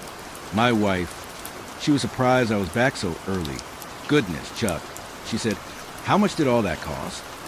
I told her it was a blessing, that I'd only spent half what I budgeted. She kissed me, told me to keep them separate from the main flock until they all got used to each other. She didn't want any fighting. He stopped, stared into his coffee like he could see her face in it. The fluorescent lights hummed overhead. Outside my office, I heard footsteps in the hallway. Another professor arriving early. Normal sounds. Normal world. But sitting across from me was something that didn't belong to that world anymore. I unloaded the sheep, Charlie continued. They looked fine, all except one. His voice dropped to barely a whisper. He was the biggest of the lot, and he was different. The way he stood, it was like he was at attention, alert.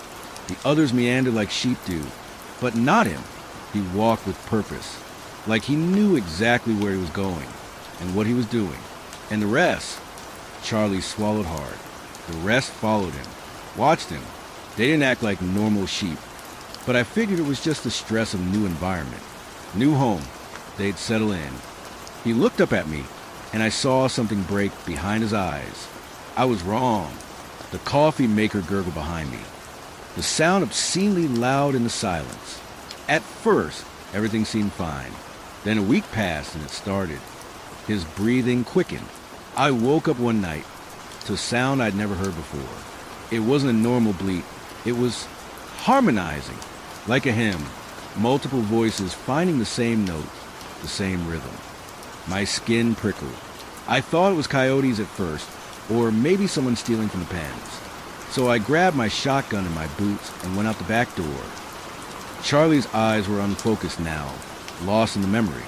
My regular sheep were fine, sleeping, grazing, acting normal. But the new ones, he stopped. His jaw worked like he was chewing on words too terrible to speak. They were gathered in a circle, heads bowed, eyes closed, and that sound, it was coming from him. The leader, he was making that image. And the others, they were worshiping. The word hung in the air between us like something physical. I walked closer and he stopped, just stopped mid-note and stared at me. Charlie's voice shook. "Dr. Grant, I know how this sounds. I know sheep don't have expressions like people do. But I'm telling you, I felt what he felt. Rage. Pure, cold rage. Like I'd interrupted something sacred. Like I'd walked into a church and spit on the altar." He wiped his face with a trembling hand. It scared me, really scared me. But then my brain kicked back in, and I yelled at them to scatter. They didn't move at first, just kept that circle, kept their heads down. Then the leader bleated just once, and they broke apart, but he kept staring at me. That anger, it was human. Charlie's voice was barely audible now. I tried to rationalize it. Maybe the previous owner had trained them somehow. Maybe it was some behavioral quirk. I didn't know, but it was wrong. Everything about it was wrong. He looked up at me, and I saw the tears threatening to spill over. Then, he said, his voice dropping to a growl. That's when the real trouble started. He stared down at my desk, unable to meet my eyes. Every few nights, I'd hear it again, that bleating song. It wasn't just the one sheep anymore. Others were joining in. Some of my sheep from my original flock. I'd catch them the same way every time. Gathered around him, heads down, eyes closed. Sometimes they all sang together. Other nights they'd move in patterns, formations, a dance almost. Lauren saw it too. We were both terrified, but we didn't know what to do. Who do you call? What do you even say? His hands were shaking so badly now that coffee sloshed over the rim of his cup.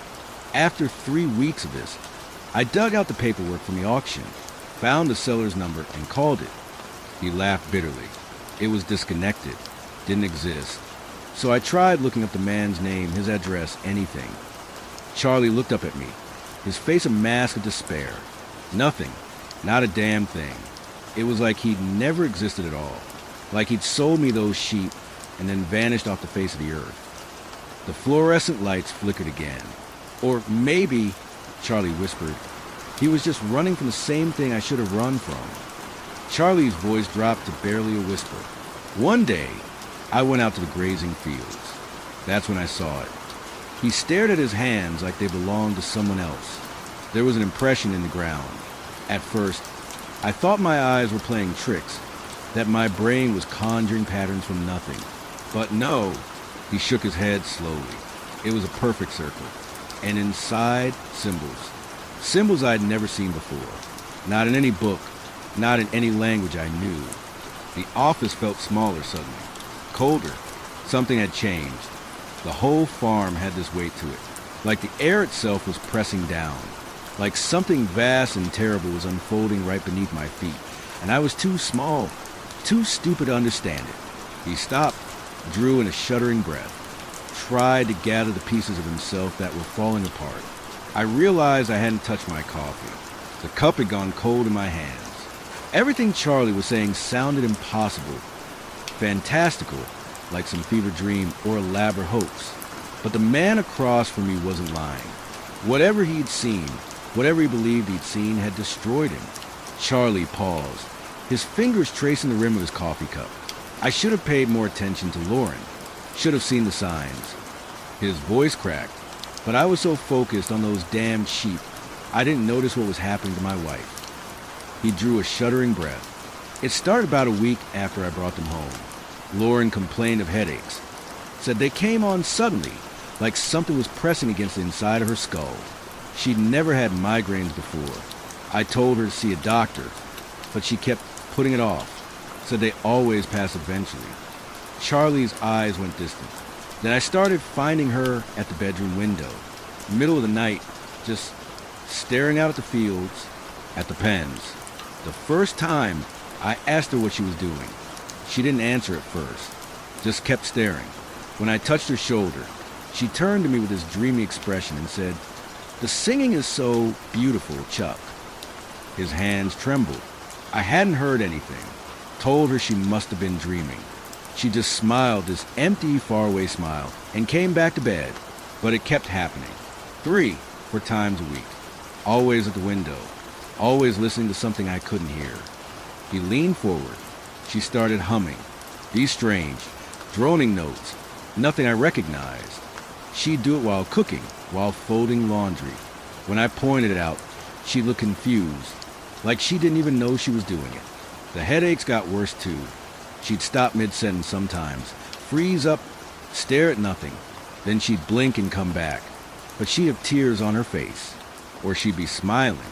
She could never remember what she'd seen. Charlie's jaw clenched. One morning I found her outside in her nightgown, barefoot in the wet grass. She was standing at the fence, and that leader, that thing, was on the other side.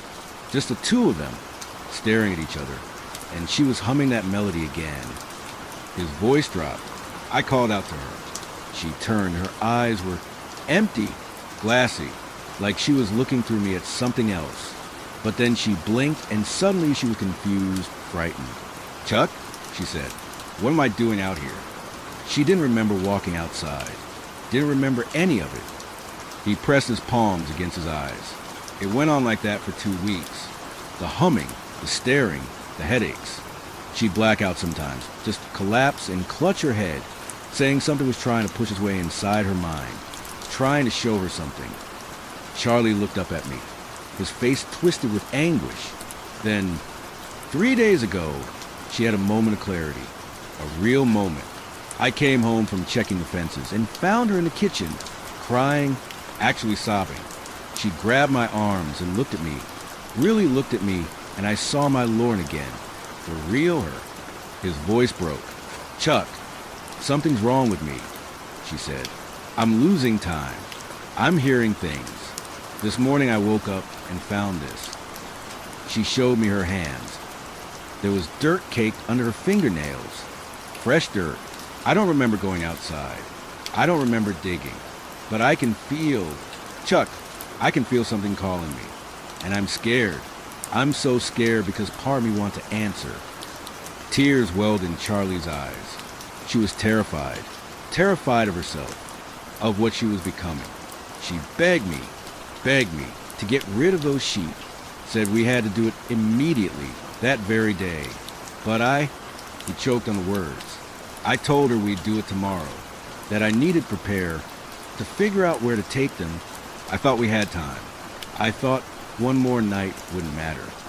He slammed his fist on the desk. But they knew, those things knew she was breaking free, knew she was fighting whatever hold they had on her. So they didn't wait. They couldn't risk losing her. Charlie's voice became a hollow whisper. That night, the last night, Lauren seemed better, calmer. She made dinner, kissed me goodnight, told me she loved me, said tomorrow everything would be okay. We went to bed early, both of us exhausted, both of us believing we'd wake up and fix everything.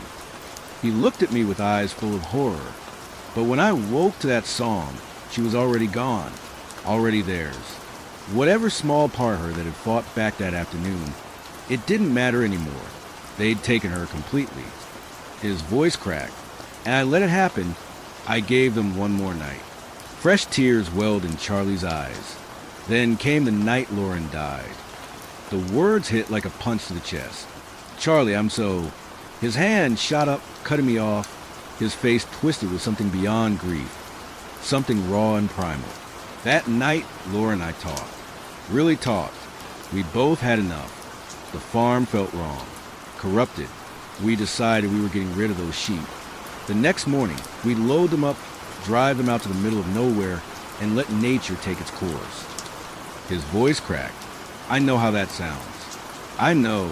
But Grant, you have to understand the horror of that song. I still hear it. When I sleep, when I'm awake, it never stops. It's maddening. His expression shifted from grief to something far worse. The hollow-eyed stare of a man teetering on the edge of sanity. We went to bed early that night. Thought tomorrow everything would be fine. We'd be free. We could have our normal life back. He laughed, a broken, ugly sound. But we weren't free. We were never going to be free. Charlie's breathing quickened, his chest heaving. I woke up to that song again. But this time it was louder, more aggressive, like something vast and powerful was clawing its way into our world. And Lauren, his voice broke. Lauren was gone. I gripped the armrest of my chair. I threw on my boots, grabbed my rifle, and ran outside. Every single sheep, every single one, was arranged in a circle. No, not one circle. 3 rings, staggered, concentric, and in the center, he couldn't continue. His whole body shook. Lauren was there, standing with the leader. Her face, God, her face was blank. Empty, like she wasn't even there anymore. I screamed her name. Nothing. No response. She just stood there like a sleepwalker. Charlie's fist clenched. I'd had enough. I raised my rifle and aimed at that thing, that leader, that devil that had brought this curse into my home. I pulled the trigger. The fluorescent lights buzzed overhead. The bullet hit him. I know it hit him. I saw him flinch. But there was no blood, no cry of pain, no wound. It was like I'd thrown a pebble at him, like he was made of something that couldn't be hurt by anything in this world. Charlie looked up at me, and I saw hell reflected in his eyes. Then Lauren lay down in the center of the circle. His voice was barely human now, a tortured rasp, and they started stomping on her. I felt my stomach drop. All of them. The leader first, then the others close in. They trampled her with the force of draft horses. Her blood, he choked. Her blood sprayed up into the air, covered them, and they kept singing, kept dancing. Every sheep had to touch her, had to be anointed in her blood, her guts, her... He couldn't finish. I just watched. My mind screamed at me to run, to stop them, to do something, but my body wouldn't move. I couldn't comprehend what I was seeing. It felt like hours, watching my wife trample to death while they sang there. Charlie's tears fell freely now, dripping onto my desk. When they finally stopped, they arranged themselves in a semicircle, the leader in the very center. He looked up, not at me, but at the sky, and began to sing again. The others joined. The sound, it made my head split. My vision blurred. But I saw it. God help me, I saw it. Saw what? I whispered. Charlie's eyes went hollow, staring through me at something only he could see. At first, I thought it was a cloud, a mass of darkness descending from above. But clouds don't move like that, don't breathe like that. It was massive, so vast I couldn't see where it ended. Just this endless black shape covered in thousands of eyes. No, not eyes. Apertures. Openings. All of them fixed downward. All of them watching. His voice dropped to barely a whisper, and there was a sound coming from it. Not words. Not music. Something that existed before language. Before thought. A sound that made my bones vibrate. Made my teeth ache. Made my heart skip beats. He gripped the edge of my desk until his knuckles went white. But it wasn't just a creature, Grant. It was a presence, a deity. I could feel the tension, like weight, like gravity, like the hand of creation itself pressing down on me, on Lauren, on the blood-soaked earth. And in that moment, that terrible, crystallizing moment, I understood. Tears streamed down his face. I understood why ancient peoples built altars, why they dragged victims to mountaintops and temples, why they offered up their children and their livestock and their enemies, not out of love, not out of devotion. His voice cracked, out of terror, out of the desperate. Animal hope that if they fed enough, if they gave it what it wanted, it might pass over them, might leave them alone for one more season, one more year. Charlie looked at me with eyes that had seen too much. We call them myths, those old gods, those hungry gods. We think we've evolved past them, that we buried them under science and reason and progress. But they never left Grant. They've been here all along, waiting. And the animals never forgot. They've been worshiping them since the beginning, since before we even stood upright. His voice became a rasp. And that night, I watched my wife become their sacrament. I passed out, and when I awoke to the rising sun, all the sheep were gone, every single one. The only thing left was, he couldn't say it, Lauren's body. Charlie began unbuttoning his shirt with trembling fingers. He pulled the fabric aside to reveal his chest. There, burned into his skin, was a symbol, a perfect circle surrounded by intricate runes. Characters that looked ancient and alien and wrong. I found this the next morning. He touched the symbol on his chest, wincing as if it still burned. It wasn't there before. I didn't carve it, didn't brand myself. I just woke up and it was in me, part of me. His voice grew quieter, more distant. At first, I thought I could live with it, thought I could bury Lauren, sell the farm, move away and forget. But the dream started that very night. Charlie's eyes glazed over, seeing something I couldn't. I see him, the leader. Every time I close my eyes, he's there, standing in fields that stretch forever. And he's not alone anymore, Grant. There are thousands of them now, flocks upon flocks, all standing at attention, all watching me, all waiting. His hands began to tremble. And behind them, behind all of them, I see it, that black mass, that thing they worship. But in my dreams, I can see it clearly. I can see its shape, its purpose, and it's so much worse than what I saw that night. So much bigger. Charlie's breathing quickened, becoming shallow and rapid. The symbol burns when I dream, burns like fire, like acid. And I hear voices, not words, but meanings pushed directly into my mind. They're teaching me things, showing me things, the rituals, the hymns, the hunger. He looked up at me, and I saw something had changed in his eyes. Something had broken. I tried to cut it out, Grant. Took a knife to my own chest. But the blade wouldn't go deep enough. Wouldn't cut. It's like the symbol protects itself. Like it wants to stay in me. His voice cracked, climbing in pitch. I went back to the farm 3 days ago. I don't know why. Something pulled me back. And I found them, Grant. I found the sheep. Not mine, new ones. Different flock, different owner. But they were already there. Already gathering in circles. Already learning the songs. Charlie grabbed my wrist. His grip painfully tight. It's spreading. It doesn't end with one flock. It moves, it infects, it teaches. And every night I dream, I see more farms, more fields, more flocks standing at attention, ready to call down their god. Sweat beaded on his forehead. His pupils were dilated, unfocused. Last night, I dreamed I was one of them. I was standing in the circle, head bowed, and I could feel it. Grant, I could feel the ecstasy of worship, the joy of surrender. And part of me, God forgive me, part of me wanted to stay there, wanted to bow down and sing that hymn forever. His voice rose, panic bleeding through. I'm losing myself. Piece by piece, I'm becoming something else. Something that understands them, that sympathizes with them. The symbol is changing me, rewriting me from the inside out. Charlie stood abruptly, his chair clattering backward. He paced like a caged animal. I can hear it now, even awake. That humming, it's in my head, in my bones, in every heartbeat. It won't stop. It won't stop. He clawed his ears, his chest, leaving red marks. I tried to pray, went to 3 different churches. But every time I kneel, every time I try to say the words, I feel it watching, laughing. My prayers turn to ash in my mouth because I know, there's something older listening, something that doesn't care about mercy or salvation or redemption. His voice cracked into something between a laugh and a sob.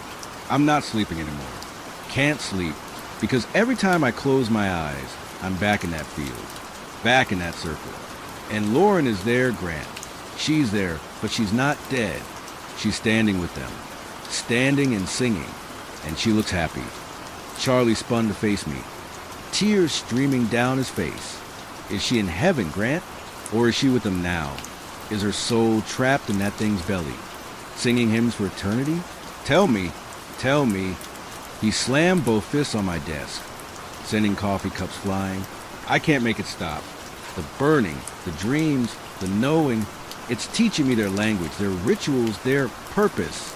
And the worst part, the absolute worst part, is that it's starting to make sense. His voice rose to a desperate wail.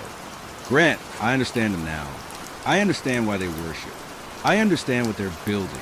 Every flock is a congregation. Every farm is a temple. And they're all working together to bring something through.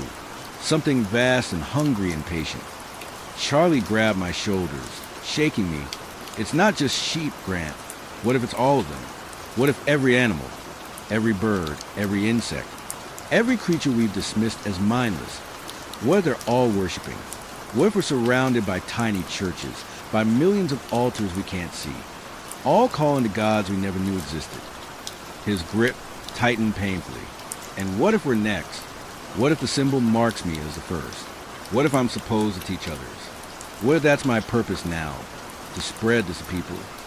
I tried to pull away, but his strength was manic, inhuman. I won't do it. I won't.